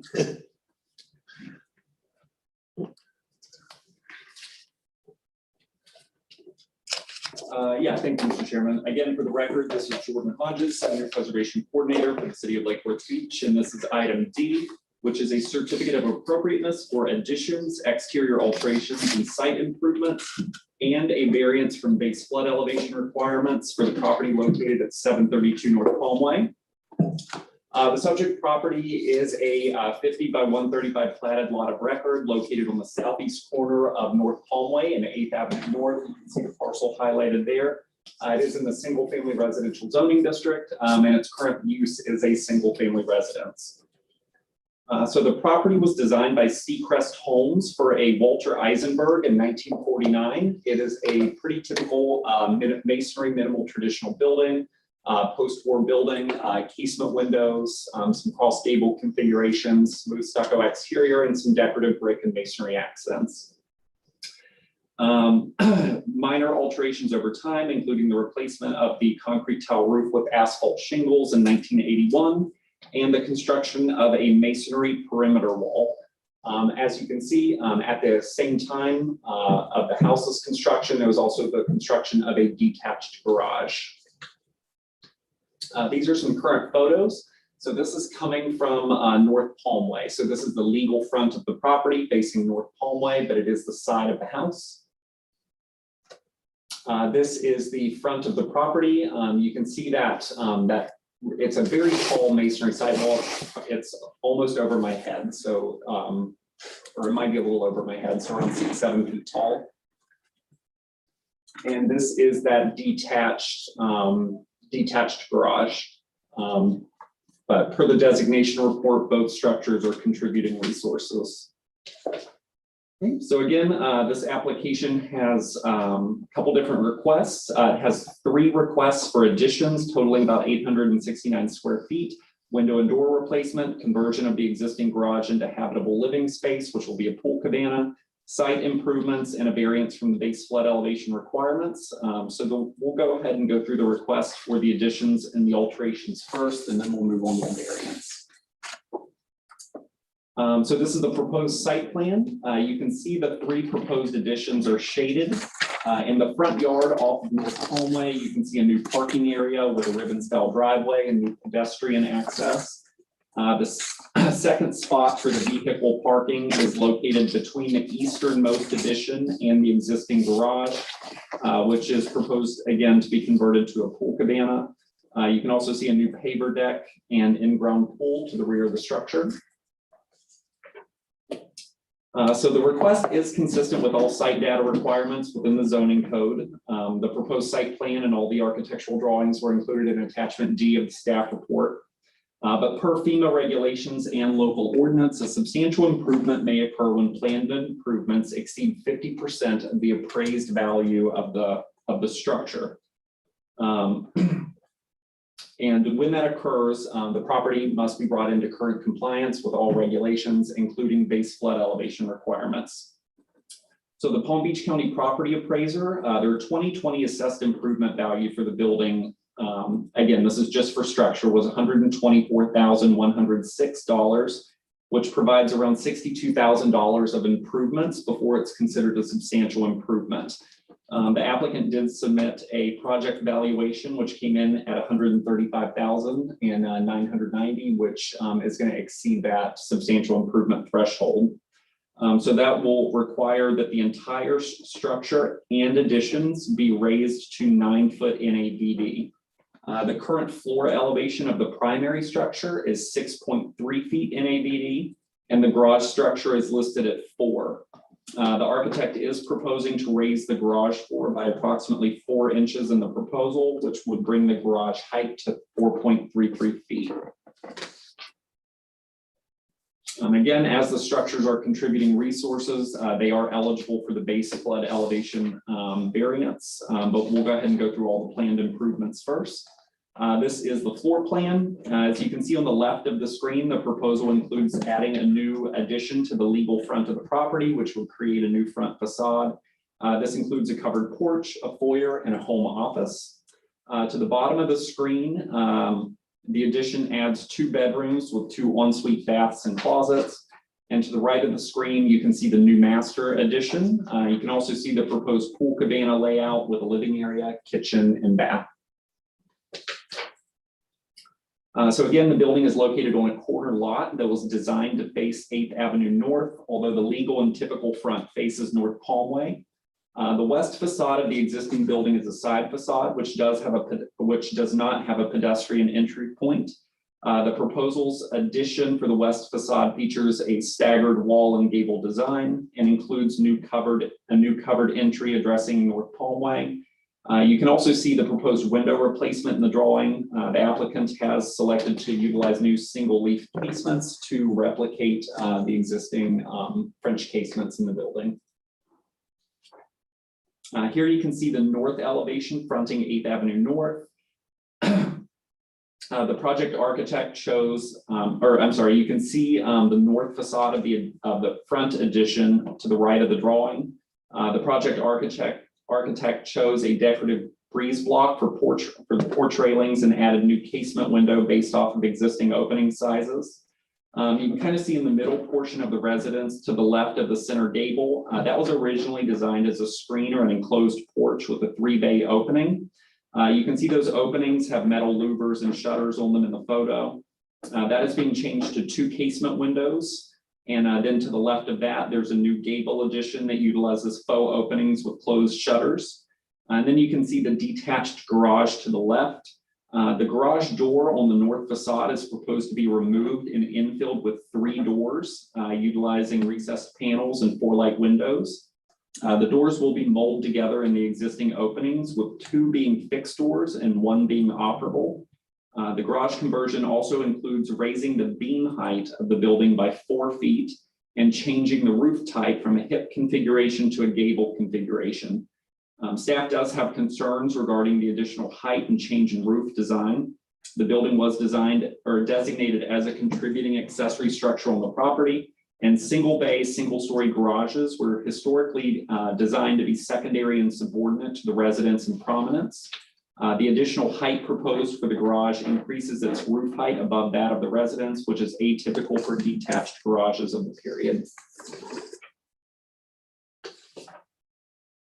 Here are the east and south elevations. Again, these are the non-street facing elevations, but again, you have the typical window configurations, generally compatible sizes and window types, and some decorative elements like the shutters.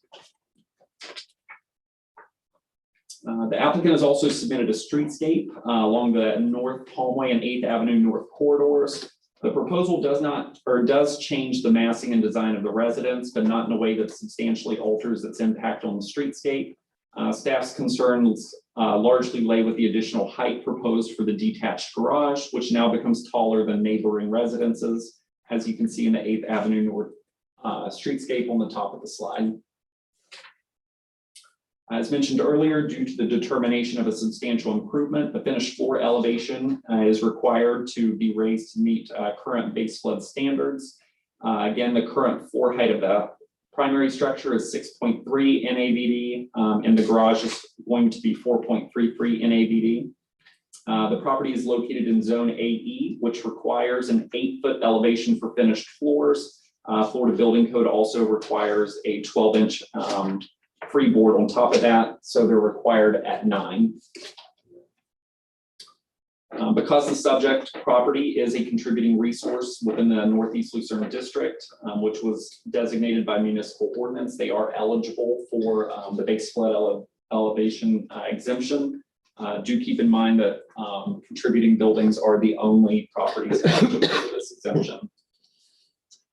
Per section 2377 of the Lake Worth Beach LDRs, variances for base flood elevation requirements should only be granted if the improvement will not preclude the building's continued designation as a historic building, and the variance is the minimum necessary to preserve the historic character of a building.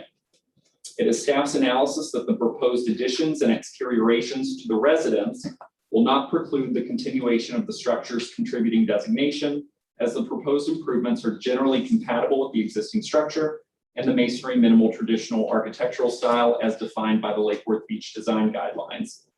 It is also staff's analysis that the proposed exterior alterations to the detached garage may preclude the continuation of the structure's contributing designation, as the proposed improvements will substantially and permanently alter the existing height, massing, and visual qualities of the structure. So our variance, we do have independent variance criteria for granting base flood elevation exemptions. Those are criteria A, B, C, which you see up on the screen. I'll briefly run through those. We have one slide for the primary structure, one for the accessory. So staff did find that complying with the strict interpretation of the Florida Building Code could result in an adverse alteration to the primary structure's foundation and wall proportions. Staff also found that allowing the residence to remain at its existing elevation would not increase flood heights or cause additional threats to public safety, public expense, or create a nuisance. Additionally, staff did find that the variance requested is the minimum necessary for a substantial improvement that does not result in elevating the structure. For the accessory structure, staff contends that applying with the strict interpretation of the Florida Building Code could result in a disruption to the structure's historic appearance. Raising the finished floor elevation of the converted garage an additional 4.67 feet could disrupt the foundation height and wall proportions and general height of the building. However, the garage conversion includes raising the beam height 4 feet, which will alter the height and massing of the structure.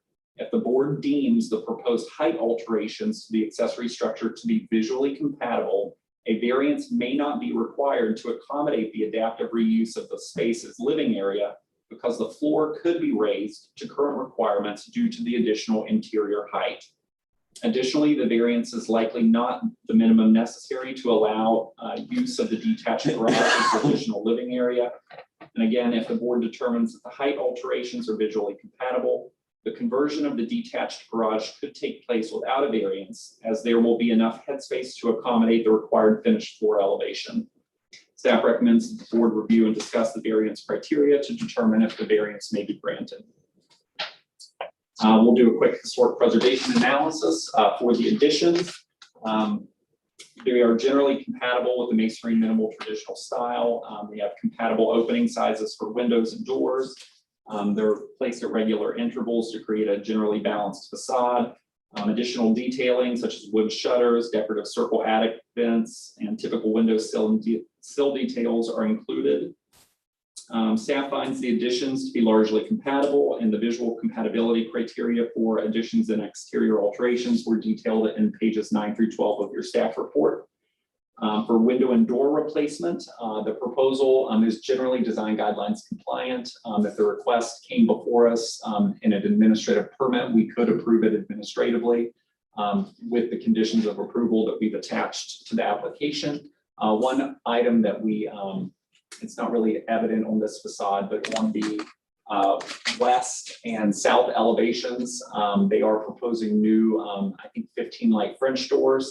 In the original architectural drawing, you can see that they originally used 5 light doors, so we have conditioned the project to change the divided light pattern from 15 to 5, or from 8 to 5, excuse me. For the garage conversion, again, this is a conversion to a full cabana featuring a full bathroom, living room area, and kitchenette. We went over how that garage door is going to be replicated with 3 doors, 2 fixed with 1 operable. But again, it is the height and massing of the building, especially changing the roof line that's concerning the staff. The existing garage is a small, very modest building. There's nothing particularly spectacular about it, but it is a contributing building in a historic district. So we have to treat all buildings that carry a contributing status the same. So for site improvements, on the screen, you can see the new west facade, and below the red line, you can see how that translates into a plan. And the front yard site plan kind of correlates with that. The west addition does create a new pedestrian entrance to the building, and a new walkway is proposed. The applicants have also proposed a new ribbon-style parking spot off North Palmway in the front yard. We've hit on this before, but I'll just go over it again. In the design guidelines, quote, traditional 1-car wide ribbon driveways are the most common type of historic driveway and result in more permeable areas for waters to percolate the soil.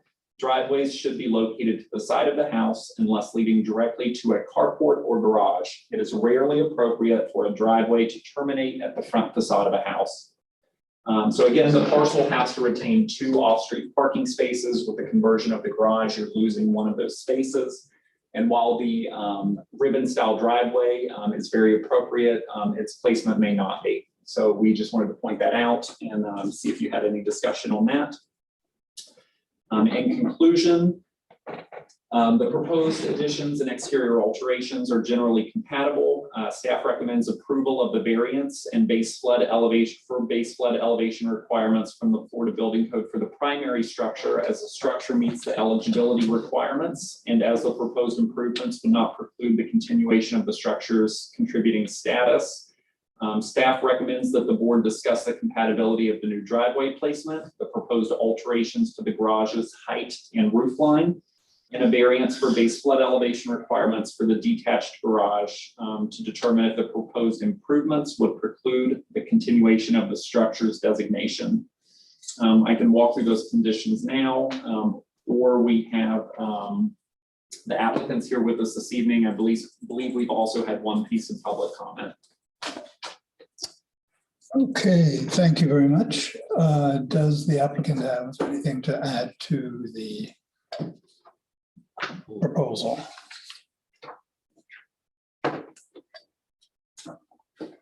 Yes, thank you. I'm Jeremy Walter, project architect. With me is the owner of the property, Mr. Murphy. Thank you for the staff and help and comments and presentation, support for being here. The conversion of the garage, I think I want to talk about that first. You know, it wasn't just the pool cabana that was requested. There is a storage area above the bath. It's noted on the plans. I just wanted to make sure that that was entered into the record, that, you know, the reason for adding the beam height to the garage is it's more storage for the property inside an envelope that's air conditioned. So, you know, that is, you know, above the bathroom area, as you can see there in the plan. You know, the small historic homes are always have a problem with, you know, small storage areas. So we wanted to make sure that we included something like that in the project. You know, and the current drawn height of the garage, I think, is the, you know, minimum that we would need for adding some storage up there. You know, it's a space that, you know, is probably, you know, 5 or 5.5 feet tall, you know, at the peak, and, you know, probably something that's, you know, 3 feet at the walls on the side. You know, the other thing is, if you expand out and see the streetscape a little bit more, I think the elevation of the streetscape, our property, and comparing to the neighboring properties on both directions along 8th Street, it doesn't overwhelm, you know, what's there in the neighborhood. You know, it's, you know, relatively the same. You know, we're only elevating above the principal residence by 14 inches. You know, that's the difference between the two structures on our property. And as you go further east on 8th Street, you know, you see 2-story homes along the street.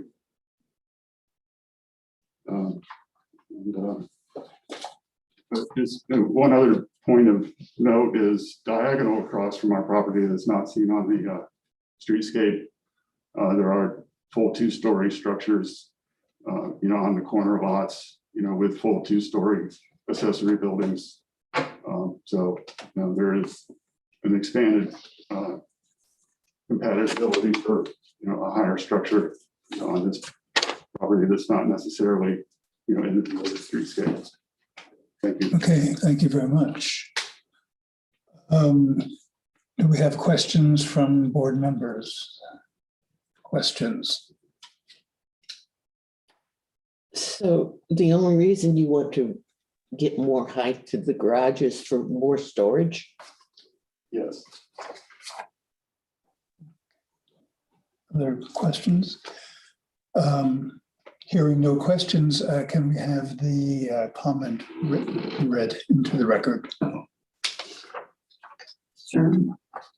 The letter is from Catherine Costantino and Janice Watson at 802 North Lakeside. It says, good afternoon. We are providing some comments related to the subject agenda items for 732 North Palm Way to be considered at the upcoming preservation meeting on July 14, 2021. We would strongly recommend that the variance for the roof line of the garage conversion not be granted. It is important to adhere to the historic guidelines of the community. We are particularly concerned the homes that are not owner-occupied investment properties, such as the subject property, are being considered to receive variances and additionally convert garages to additional living space. While it is stated that the garage will be a cabana, the description leads one to understand that it is additional living space containing a living room, bath, and kitchen. Since it is our understanding that this is a rental property, it is likely that the converted garage will also be used for income generation. In our opinion, once the Sustainability Board allows roofline variances, it becomes increasingly difficult to enforce any historic requirements. Having lived in a historic district for 20 years in Los Angeles, we are extremely cognizant of the importance of consistency in the enforcement of the historic guidelines. As homeowners who reside in Parrot Cove, we have a vested interest in the community. We moved to this particular area from Los Angeles based on the reputation of the Parrot Cove community and the Sustainability Board to enforce historic guidelines. We hope that you take our concerns seriously, since this will not be an owner-occupied property. We and our neighbors are extremely concerned about the future of our community. Regards, Catherine Costantino and Janice Watson. Okay, thank you very much. Can I answer the question? Yes. It's not to be owner occupied. I don't think I've ever said that. It will be owner occupied. That's the intent, yeah. Oh, okay. It's write it down, Mhm. but that's the intent, yes. The intent is for it to be owner occupied. Yes. Are you the owner? I am, yes. So you're intending to move there? Yes. All right. That was not relayed to the. It wasn't, it's just public comments. It's just public comment, it's, Mhm. you know. Okay. It is currently rented. Mhm. All right. Okay, well, we have no questions, so we'll go into our board deliberations. Could I go ahead and sort of, the walls that are there behind the garage and across the front of the existing structure, they all go away? They will, The walls will remain? yes, they're dotted in. Oh, okay, I see. Yeah. Walls. I wanted to be able to see the elevation of the building and not A wall. a wall. Can I ask, in the breezeway, the porch that was closed in, currently having the 3 openings with the louvered shutters on there, when you change that to, you went from 3 down to 2. And that is, for me, that's something it's gonna visually affect the historic nature of that. Where are you looking, Chip? I'm sorry. The bottom right-hand photo. Garage doors. There's windows, there's a group of Right. 3 windows that used to be a porch. Right. As they close it, and that now becomes 2 windows there. They add the structure on next, as opposed to keeping with that portion. Were those louvers, I guess, added on afterwards, you think, Jordan? So they show as screens in the original drawing, so I'd imagine that they were a later addition. But it would be 3 openings there? It was originally 3 openings, yes. That was one of the issues. I too have a problem with the height of the garage. I'm glad that it was not just. If it's a matter of storage, isn't there a way to maybe add some storage? I'd rather see the house added 20, 30 square feet to the house rather than raising the garage. If you're looking for additional storage, They're tight on their coverage. they're tight. They're very tight. Well, I'm looking at it. Okay. Well, I mean, they've got storage in the attics of the other structure as well. Yeah, they're very small. It's a very low slope roof. Low slope. So, Get into it. you know, there is air conditioning equipment in the attic as well, so. Well, this, like, one of the comments that kind of ring true for me when you have a neighbor that looks at this and they say, geez, it looks like a additional income property. This, you know, that, okay, the top could be a storage, or the top could be a sleeping loft. And whether this particular owner wants to use it that way or wants to use it for storage, you know, it doesn't mean once it's built to forever. Once it's there, it's there. So, and it does, it really, I mean, take a look at the very first thing that hits you is the difference in roof line height. You know, at some point you have to say, look, you need to look at the historical nature of the whole premise, the whole property. And I think that roof line needs to be dropped. Yeah, I have some comments. First off, the western end, the new entrance area, the entrance porch, I think is quite nice. It's rather well done. I do not have a problem with the driveway, the parking spot in the front. Even though it does begin to show intent of having an ADU in the back, but you know, you have parking for the owner in the front and something else in the back. But I think that works well. But working my way back to the garage, I don't see any reason in the world to allow that roof line to be higher than the main house. definitely is the tail wagging the dog, and it needs to come down. Also, the pitch, I noticed the pitch is greater in that, and the pitch needs to be, I think, what is it, 4 and 12 as opposed to 6 and 12. So I would not want to see that garage be any higher than, or the eave line be any higher than the existing house. And I would certainly want the slope to match the slope of the main house. Mr. Chairman, if I can add, for the base flood elevation, the variance criteria, basically what you're saying is that the modifications are going to allow the structure to remain contributing. Because the only structures that are allowed to avail themselves of the base flood elevation are those that are contributing. So the idea is, and this is where staff's came into concern, is that this structure needs to remain a contributing structure to continue to be eligible. If the changes are so substantial that it is no longer functionally contributing, then it's really not eligible for that base flood elevation. And then if it's going to be taller, then the floor needs to come higher so that it meets that flood elevation. So that's kind of where staff is struggling, is if you're so substantially altering, the point of base flood elevation is to maintain the contributing look. That's why it's a relief. It's the only relief provided in the Florida Building Code for a flood. And they're only proposing to raise the garage floor height by 4 inches. Correct. And that was where staff had concern, is that they were not going to then provide additional flood protection, and that they were modifying, am I saying this right? Like, I'm just not, I'm the zoner, right?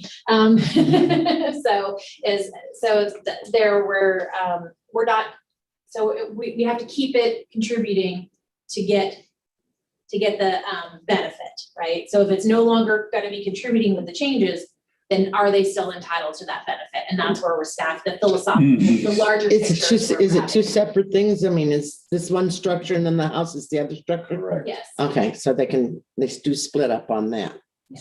But if you, okay, so But I get you. everybody agrees that everybody's fine with the primary structure. It is only, and even allowing the addition west of the primary structure to be at the same floor elevation as the primary structure. Is there a problem with raising the garage for 4 inches? And does that, it's the height, it's not the 4 inches raised in floor It's height. the 4 feet. 4 feet above, Because right? because it's changing. Right. Yeah, So- it's only 4 feet. It no longer becomes a contributing structure. You're dramatically changing this contributing And structure. I agree that it would change dramatically. Correct. And they're actually raising the structure so high with the roof line that they could actually bring the floor up and comply with the flood requirement, which would lower the property owner's insurance rate for that particular accessory structure. But then you have a non-contributing with a contributing. You'll have a non-contributing garage with a contributing principal structure. So that's another discussion for you all. So the owner has the option of either reducing the roof line and contributing, and the accessory structure Right. remains contributing, or raise the floor elevation by 4 feet or whatever the number is, and losing the. Risk the contributing status of the rear structure. And that's the other thing is, we're trying to keep our structures contributing. So, Yeah, right. If I could add a nuance to that, it's also part of the criteria is that it's the minimum required. So you have to look at going this high with this relief. Is that really the minimum required you have to be, or can you do this? And also, can I just throw something else in here? Sure. Okay, you're gonna change it from a hip roof to a gable end. Why are we putting a window in as opposed to following the round fence? Maybe possibly going back to a different reason. Because you don't, for storage, you really don't need that much ventilation for a full window. No, I was gonna say, I mean, the garage is shown there, it's out of proportion with the rest of the buildings, with raising it up that high. And you're saying the pitch of the roof is different the whole bit. There's a square window there, whereas the rest of them have circular vents. So it's sort of like it kind of just, the whole thing kind of sticks out as a sore thumb, and I don't really see the point in having the raising of the height of it just for storage and throwing everything off like that. I would go further and say that the second option of decommissioning the garage or wouldn't be something that I would be interested in permitting, even if it were permitted, because it would continue to be a tail wagging the dog. The garage at that height is not in proportion to the house. So I think we're back to lowering the roof line and having that as being the minimum. I agree. I don't think. Could the, I liked William's idea about lowering the eave line to match the existing house. That would still require elevating the roof pitch a little bit. But it would give them storage actually up there in that loft area. If we did do that, there'd still be available space up there above that bathroom. And I wonder if we were to go, and this is a question for Jordan Abraham, if we were to lower that, basically lower the plate height to match the existing house, lower the roof down, convert the roof back to a 412 hip pitch, if that would still then be considered a contributing building. If you're keeping the roof type a hip? Yeah, keeping the roof type as a hip, but lowering it down, it would be taller than the image of it directly below the drawings, obviously, right, because the eave is coming up. But there would still be that available space for storage up above there. It would just soften that building up if it were a hip to match the old, to match the existing building. Would that still be a contributing building at that point? I mean, I think you would need to think about it proportionally. Like, what is the space that's going to be between the header of the garage door and the soffit? Right. You know, the building in its current configuration, that's how it was designated. So any changes to its massing, you know, especially in terms of height and roof line, are going to come under scrutiny. So yeah, okay. I mean, it's really up to you all to determine where that threshold is. What is the current plate height of the garage? Is it 8 feet or is it something less? I believe it's 8 feet. I have not measured it, but that's a normal beam height for, you know, for ceiling. So in theory, you could just leave the exact same hip roof that's there and do what you need to do. They're gonna raise the floor.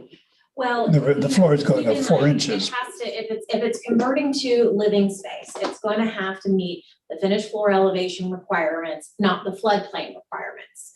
So it has to, it's probably going to have to come up a little bit. So that's probably that 4 inches. There is some leveling that needs to happen. Yeah. So, I mean, we've got to top over the existing slab so that there's a step out, you know, for water protection and also leveling of the slab inside.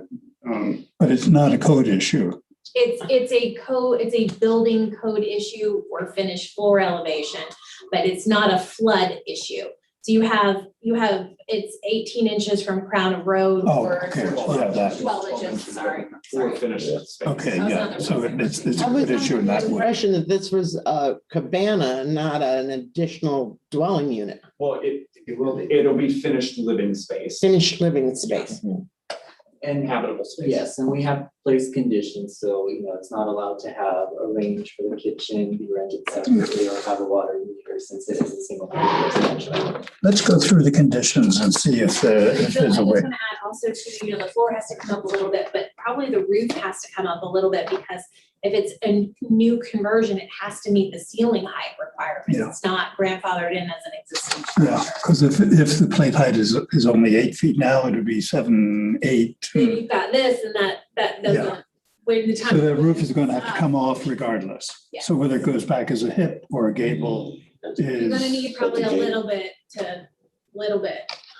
I would vote for the gable just because the rest of the house has become a gable. I don't know how other people feel. Yeah, but that affects the historic structure. No, it of the didn't. garage. I think keeping it as a gable is a good. I asked this, the garage. yes, of the garage. Of the garage. By changing the roof design from a hip to a gable would change the designation of the garage? Well, you're taking a, I think the subtlety in what we're talking about is if there was no variance, you could, see that it was compatible and okay, but it's kind of a higher threshold because you're considering a variance. If that makes sense. gotta watch yourself. Also has that heavy window in there, which jumps out at you. So if there was no variance, you could find that, it's compatible with the style and there's precedence, but when you're looking at the variance, I think it was designated as this one-story garage. Are we still including that? So we're heading back toward another hip roof that might be a foot or so higher than the current hip roof. And that's up for you all to determine the appropriateness of that. But that would at least maintain the proportions. That would at least maintain the proportions of the existing structure. If we raise the plate height because we're raising the floor. Right, and that might go back to the minimum relief necessary Right. to accomplish. Do you have 6'8" after you've raised the floor height by 4 inches? Do you have 6'8" to the top of the garage door opening for those windows and doors that you want to put in? I don't have the exact measurements. I don't know exactly what that does to that opening. I tend to doubt it. Yeah, because generally those garage doors are only 7 feet. Right. -4 barely gets you to 6'8", maybe 6'6". You can also, if you felt comfortable with the principal structure, you could split the baby if you wanted to. Like if you wanted to see the garage component back, we could just bring that whole portion back and we can do an approval for the principal structure. Principals. So we have a couple of variances here. So we could approve the variance on the main building and approve the COA. The COA for the main building and ask you to come back with changes to the garage building. Or we could make stipulations that staff would be able to. Yeah, so we could, yeah. So they don't have to come back. So you can give us general guidance on how you'd like to see it, and staff is more than capable of seeing that to fruition as well. However you want to I mean, so what this board will be determining is whether we want to go with a replacement of the hip style on the garage or go to the gable. If we go to the gable, do we leave the window in? Or Like a little medallion there, just to match everything else. right? Well, I'd go for the hip. I'm fine with the hip. Okay. And if we allow them to raise the plate height by 16 inches, perhaps.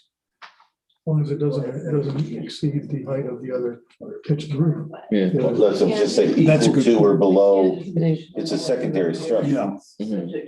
Well, can we see some drawings again? We gotta word it right, so Chip says it right.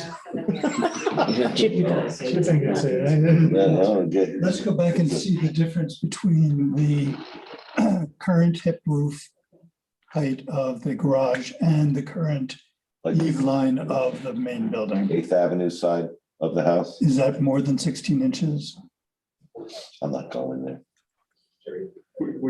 Can you go back The to difference some? between the heights is. There you go. There we go. The difference between the eve, I'm not exactly sure what the difference between the principal structure eve and the.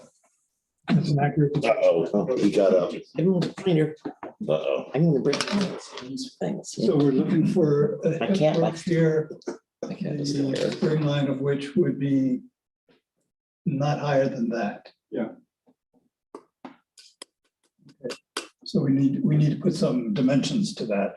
Can't quite read that, but So, Mr. Chair, we're having second thoughts about the ability to conditionally approve the garage component because of the variance. I think we need to bring it back with the plans okay. revised in order for you to be able to make the appropriate findings. For a variance. All right. If it wasn't a variance, Yeah, No, that makes sense. No Just the splitting COA baby. that could work. No splitting babies.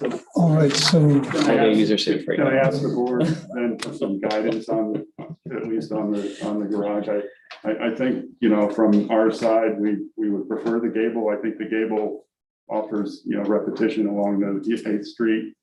You know, so, you know, that would be our preferred change. Could they bring back maybe two options, Mr. Chairman? You all could consider both, and then they could make the determination if they would, if either one would be consistent, you know, would still allow the structure to remain contributing. all right. What do you want to make? So I'm actually, we're heading. Nate and I were trying to build a house we want to live in. Mhm. And we've lived in historic houses, and storage is a big hassle. So we tried to put something in there, but look, I bought the house knowing it was historic. And, you know, I want it to be historic. It's not the house we want to live in, I'll just keep it rented. That's fair. Well, we want you to be happy. You know, we want you to be happy. We want you to live in the neighborhood and enjoy the neighborhood. We have a duty. No, I respect that. That's one of the- you know, I want to maintain it historic.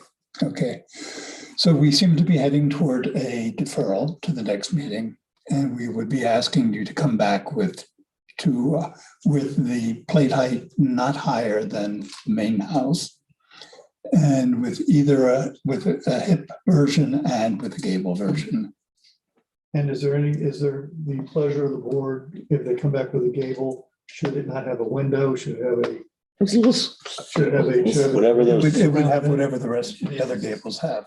Match your gables. Match the other gables. More consistency. I think that would look great if that went straight. Yeah, across. the eyeballs. So, Are you going to approve the principal structure or? No, our attorney has asked us to hold off. As far as the Garage. the garage goes, you can go ahead and consider the approval of the main structure if you're ready to do that. What you would be doing is there are two requests. There's a base flood elevation for the principal structure and for the separate one for the garage. Staff has provided you individual criteria analysis for each structure, different recommendation for each. So if you wanted to proceed based, because staff has provided you data and analysis, like Susan said, you can make the motion to grant the variance to the principal structure and the COA to the principal structure. And then you would continue the garage to a date certain, so it would not have to be re-advertised. will that affect the conditions at all? The conditions as they're written, or do we have to split the babies again? So you would just, Exclude. We don't need to change the elevation. I don't like the you could remove 9 through, 11 and then 13. you would just remove 9 through 13, or 9 through 11, and then 13. And just approve both the COA and the variance for the primary, and just say that you're approving it for the primary structure. I'd like to make a motion to approve HRPB project number 21-001-00119, which is the primary, is that correct?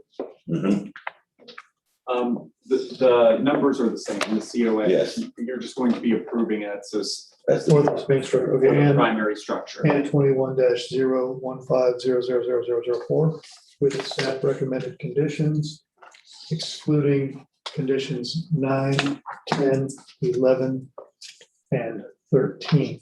Correct. For the principal structure and a certificate of appropriateness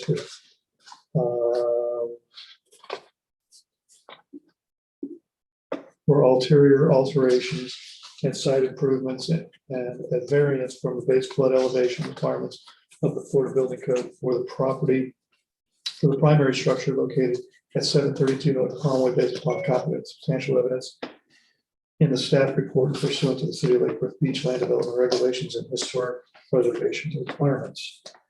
Does that cover it? That's for the principal structure only. Principal structure only. The principal structure, can I get a clarification on whether that includes the parking areas? Is it everything? Yes, it about said, the- yes. it everything said about site, the yeah, garage? because it mentioned there's site improvements. Yeah. All right, do we have a second on that? Second. Second by. Okay. Then I guess we just all in favor, aye. I, Aye. Opposed, nay. That motion carries. Do we need to do anything with the variance or? Yes, Mr. Chairman, You have to do can you it. please continue it to, what's the date, we need a date certain so the applicant does not have to re-advertise. I move to continue the section of this, of this case, or these two cases, in relationship to the garage until August 11th, did you say? Correct. August 11th meeting. If they don't make the 11th, then we can continue it to the September meeting if they don't have their stuff in. Continue to a date. Well, we'll say the 11th, but I'm just telling for the applicant, if you can't. Is there a deadline for meeting that 11th date? It's passed. Could you have us something, Tomorrow. And I'm in it yet. by Monday, the 19th, The 19th, just for the garage? just for the garage. And if you can't, we could move it to the September meeting, is that We don't correct? have to prepare a full staff report if they're keeping the footprint the same, it would be the elevation. It'd just be elevation. I'll do my best. If not, we have the option for September. Yes, just keep them posted. And that's part of my motion. All right, we have a motion. Do we have a second by Mr. Dorenzo? Second. All in favor, aye. Aye. Aye. Opposed, nay. Motion carries.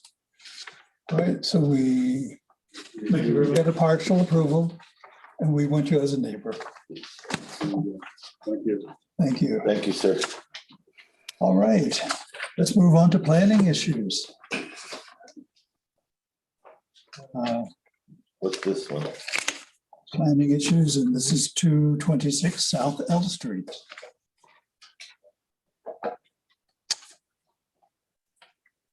Is Mr. Hodges going to make the presentation or is the applicant?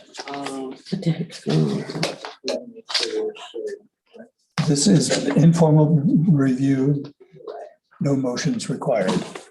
Typically don't have a separate staff presentation, but on design reviews, we'll just do a brief introduction.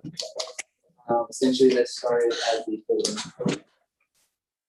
This proposal that you'll be looking at, it's at 226 South L Street. I'm only giving a brief introduction because if you're not looking at the design, as it's proposed, it would require relief from the code. Particularly our accessory structure limitation, which limits your accessory structure to 40%. This proposal would be exceeding that. Normally, historic waivers have been associated with changes to the historic structure itself. It hasn't been applied to a separate structure.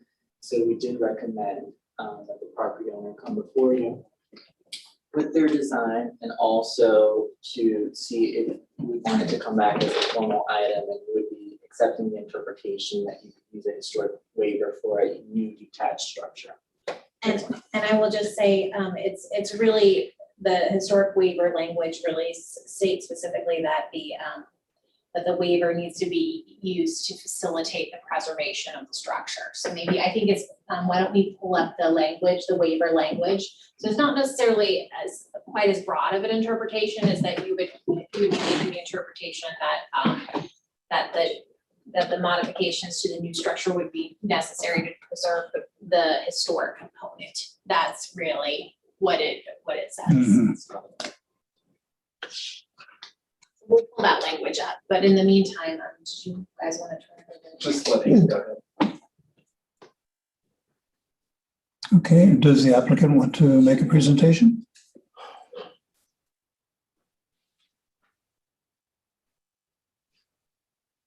Good evening, long evening, Ann Fairfax, for the record, 226 South L. We have small house. Ooh, Richard, could you bring me this little? I just wanted to send over to you just briefly what the house looks like now. Thank you. What it looks like now, what it looked like before I've come before this board Yes. times. This is a very small house. It's 400 plus square feet. It might not be obvious from what you're seeing on the screen, unless we could blow it up. There we go. So what you're seeing is a house that is really one room.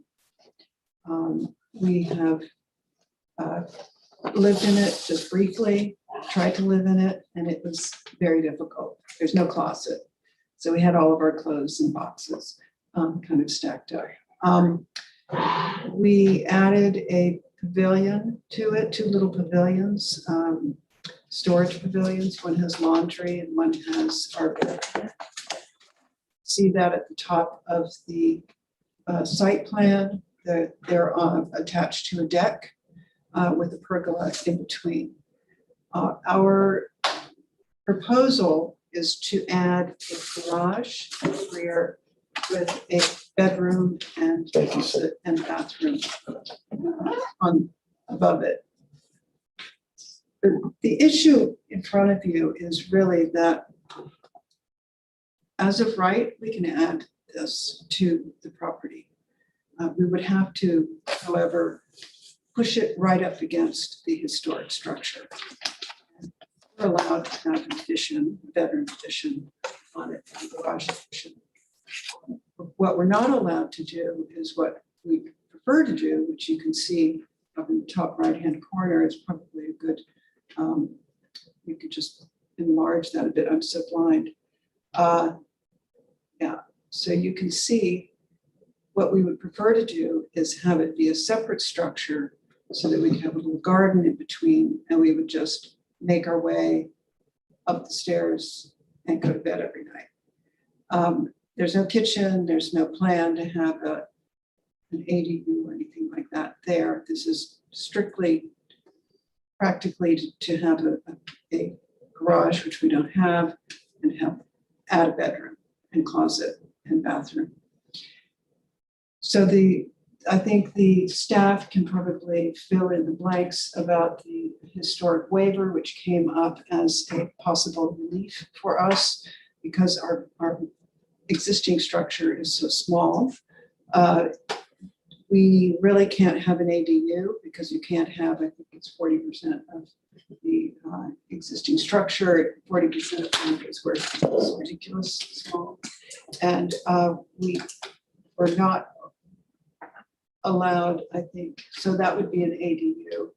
So we could only have an addition, but the addition has to be smashed up against the existing very small structure. And we think that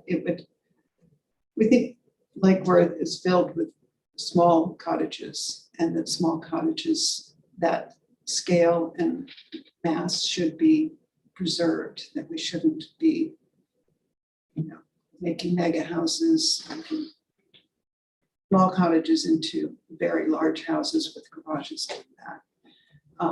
We don't really prefer that look. We like the Lake Worth small cottage. So that's where we are.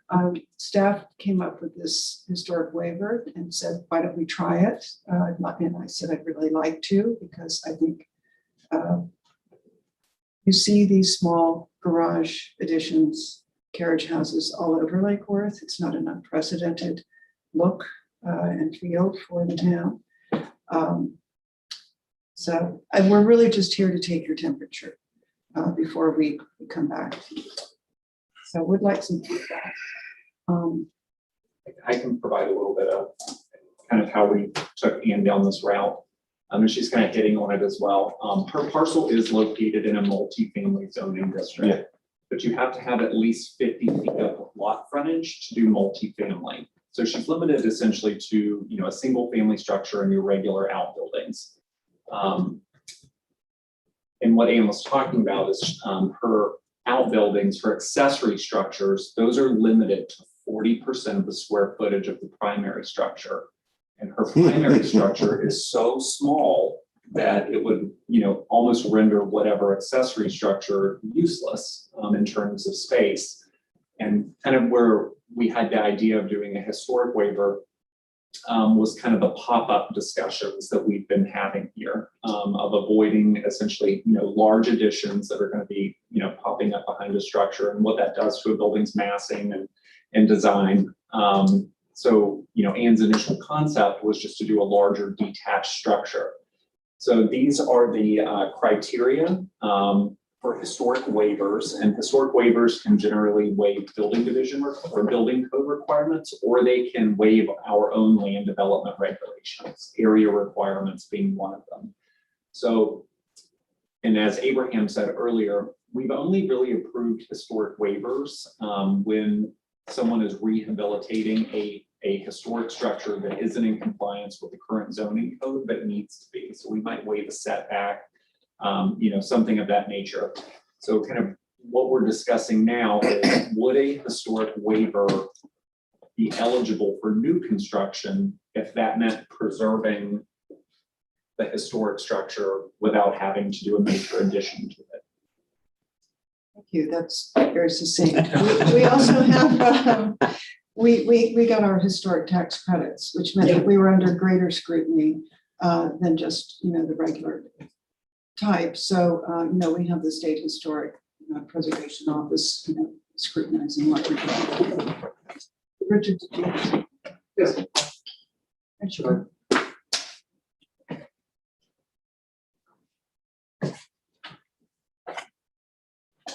The record, Richard Salmons, I belong to her at L Street.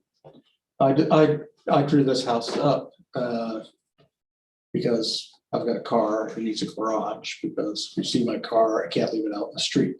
So I need a garage. So I have a 1-car garage. So this is a small, even though it looks large in comparison to the house it's next to, it's a very small building because it's a 1-car garage with a room above it. So it's already a very small building. And the reason why I prefer to detach it versus attaching it to the house, which would be perfectly within our rights, is that if I were to attach it to the house, then the road, the area between the alley and the house would then be driveway. And so it couldn't have any trees or anything green or anything nice. So by detaching it, we're preserving the trees that are on the lot already, and you don't have as much impervious space. So it's a greater good to have it detached. Also, I don't think that the code ever envisioned that it would be encouraging larger and larger houses versus the character of the neighborhood, which is small, detached individual buildings. So I basically designed what I thought fits into the neighborhood the most, and with the house, and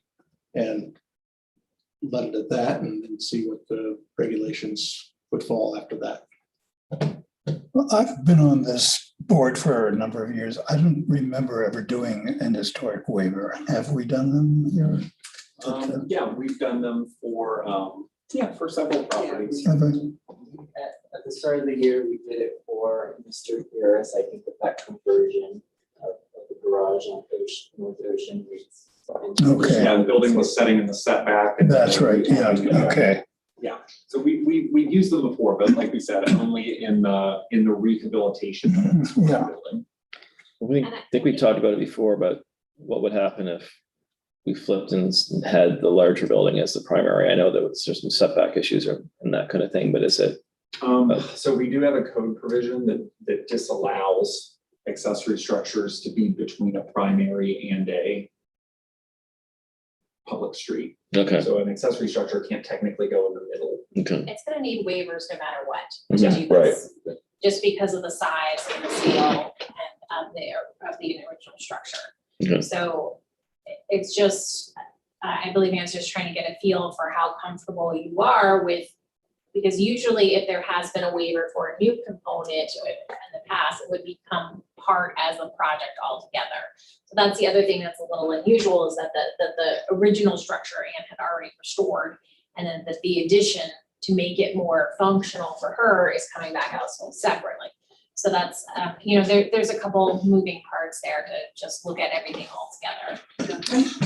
I don't think that owners of very small buildings should, be punished for this. And I think that's where the staff is quite sympathetic to the fact that we, when I first came up in front of the board many years ago with this house and we saw the pictures, Herman Robinson, who was said, why aren't you tearing this house?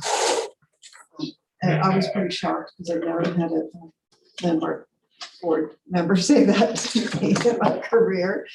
And I made that sort of that was a challenge for me. So I really wanted this structure to stand, and we're quite attached to it. And we don't really want the extra space, and we really need it to make the house functional. But I don't want to, if I have to smash it up against a small structure, I'll lose the light.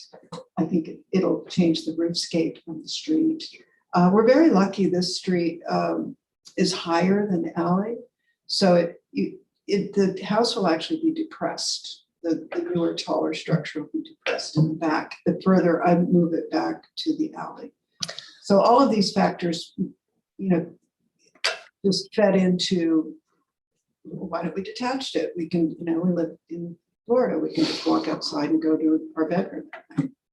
So that's kind of where we ended up with it. I don't think we should be punished for having restored our house 2 years ago rather than now.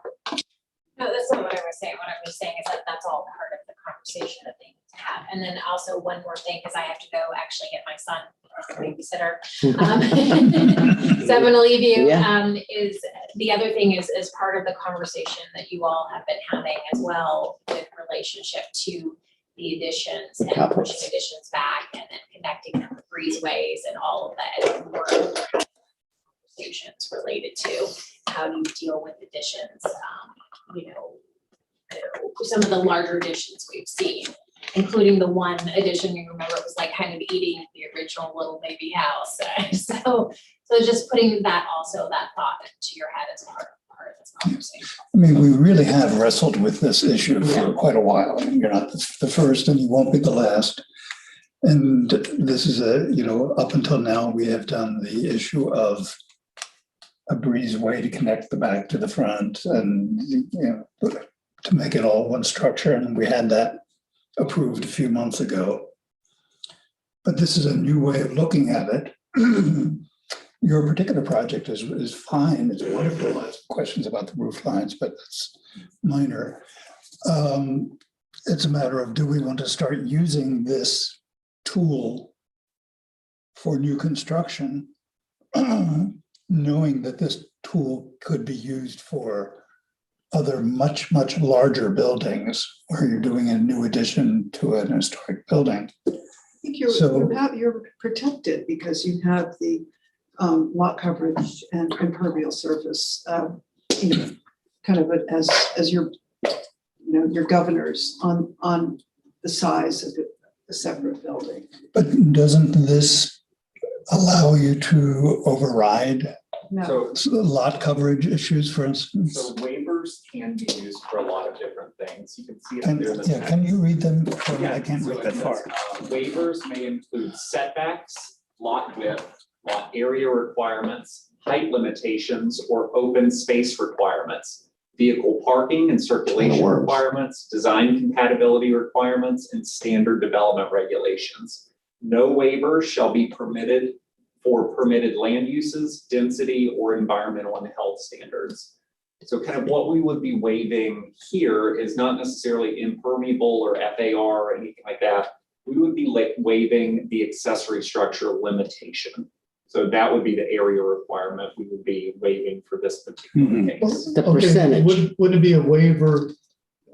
I was just having this conversation with somebody also today, that he has a structure on a property and a humongous backyard, and he wants to put an additional structure, he's in a multifamily and everything else, and the city requires him to attach the two, as opposed to having two separate structures with a breezeway or something through there.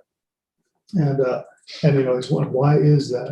And so in this particular case, we if they came with a design that basically attached the front house, you're talking about how attached you are to it, if they attach the front house sort of along the way that they've done with a covered porch all the way back and then attached it to the structure in the back, then we could see that it would not require as much of a variance of the accessory structure because now it's technically an addition. Yeah, we've looked at that and it seemed to me, why am I spending another $10,000 or $15,000 in order to comply with the letter of the law when in fact it's kind of silly. So that's why we're here with the waiver. It's like, okay, maybe I could do that. Now I was told I couldn't because I'm a slab on grade with a garage foundation and foundations have to be connected.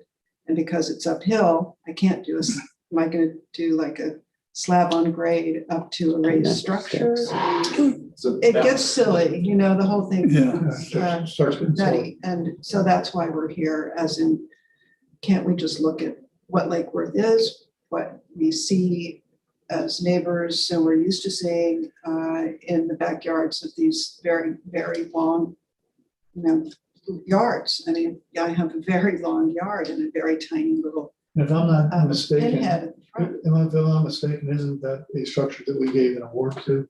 Yes. The Historic Preservation Award. Right. So that's kind of the idea, is And that so- if you allow the detached structure, you're preserving. The primary or And whatever. that's number D. There's no prohibition in the code, explicit prohibition on using the waivers for new structures. So it's the waiver modification is the minimum necessary to allow reasonable use of the property while preserving its historical attributes. So this is why I want to put ABUT, so you can see these are the criteria that you're going to be evaluating the waiver upon. And you don't have to decide on her project or her waiver tonight because you don't have. No, we're the just information. taking our Just- temperature. Yeah, she's giving your temperature. Okay, the way we wrestled with is this idea of having this huge structure behind the front one as an addition doesn't look well, it doesn't go very well either. So this is possibly an improvement. I mean, Well, yeah. It's another tool It's a- in your toolbox that For we pop-ups? never thought of using in this way. Well, I'm open to looking at solutions like this, but I think it also plays Right. into the discussion we've had before where,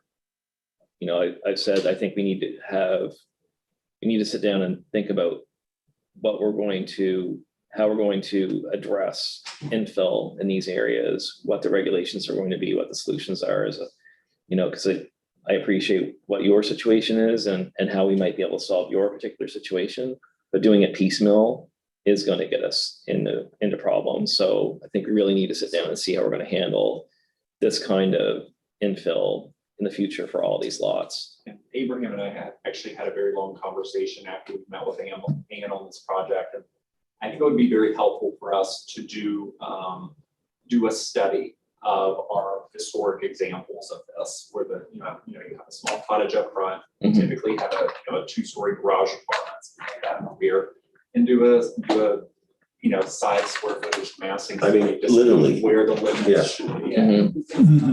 Within 6 blocks of that, It does say the minimum necessary, so it might be interesting to set a threshold as to historically, what was the size of that accessory structure in relation to that? And sometimes they were 2 stories, sometimes they were accommodating. I do think the fact that you've got these other mechanisms in place that reduce that race for you to have an existing structure and it's taking up area on the property. So you were to use that up and the building can only be so big. So you could study it, but I think it just seems to me that you could. This waiver is the perfect thing for your project. Originally, I had worried that this is the beginning of a slippery slope. That somebody's going to come in with a project not nearly as nice as this, and we're going to feel like we have to approve it. But I do think that those 4 criteria are tight enough that when the next project comes in that isn't as good, that we can point to those 4 criteria and say you don't like. You made very specific factual findings along tracking the language of those criteria, but that are specifically applicable to this property. So it's not a precedent for another situation. Yeah. I think so. And we still have to come So up with a much. I'm plan. sure everybody wants to. Thank you for waiting around. Okay. Thank you to the staff for really helping us Yeah. find our way. Well, we hope we see you next month. Do you think you'll come in for, I think so. okay, I mean, based on your comments, okay. there's a chance. Public comments, any public comments? Any department reports? No, except that we're looking at about 10 items for next month. Oh, and I won't be here next month. Nor will I. I'm not here next month. I don't either. think I'm gonna be here anymore. You're not gonna have a meeting next month. Oof. So we might, we'll. Yeah, I'm going, you're going to be going? I just left. And you're gonna be gone. Yeah. I'm gone. And you're gonna be gone. I'm gonna be off. Yeah. Chip, you here next? Can you handle it? Myself, sure, I'll take care of everything. Just like General Haig. Yeah. I'm in Oh, charge yeah. now. I've got it all under control there. That's right. I just want to say thank you, everybody, for working with you. I think this is my last meeting. My time is up 31st of this month and I haven't gotten reappointed yet. So Fingers don't say you. Thank you very much for your service. I thank you all for Wonderful. teaching me so much. You really did. Oh, right. It is, this is Yeah. educational. It's just better learning things. Excellent. All right. Thank you. Can I hit the gavel? Hit it. Yeah. So, later, dude. We are adjourned.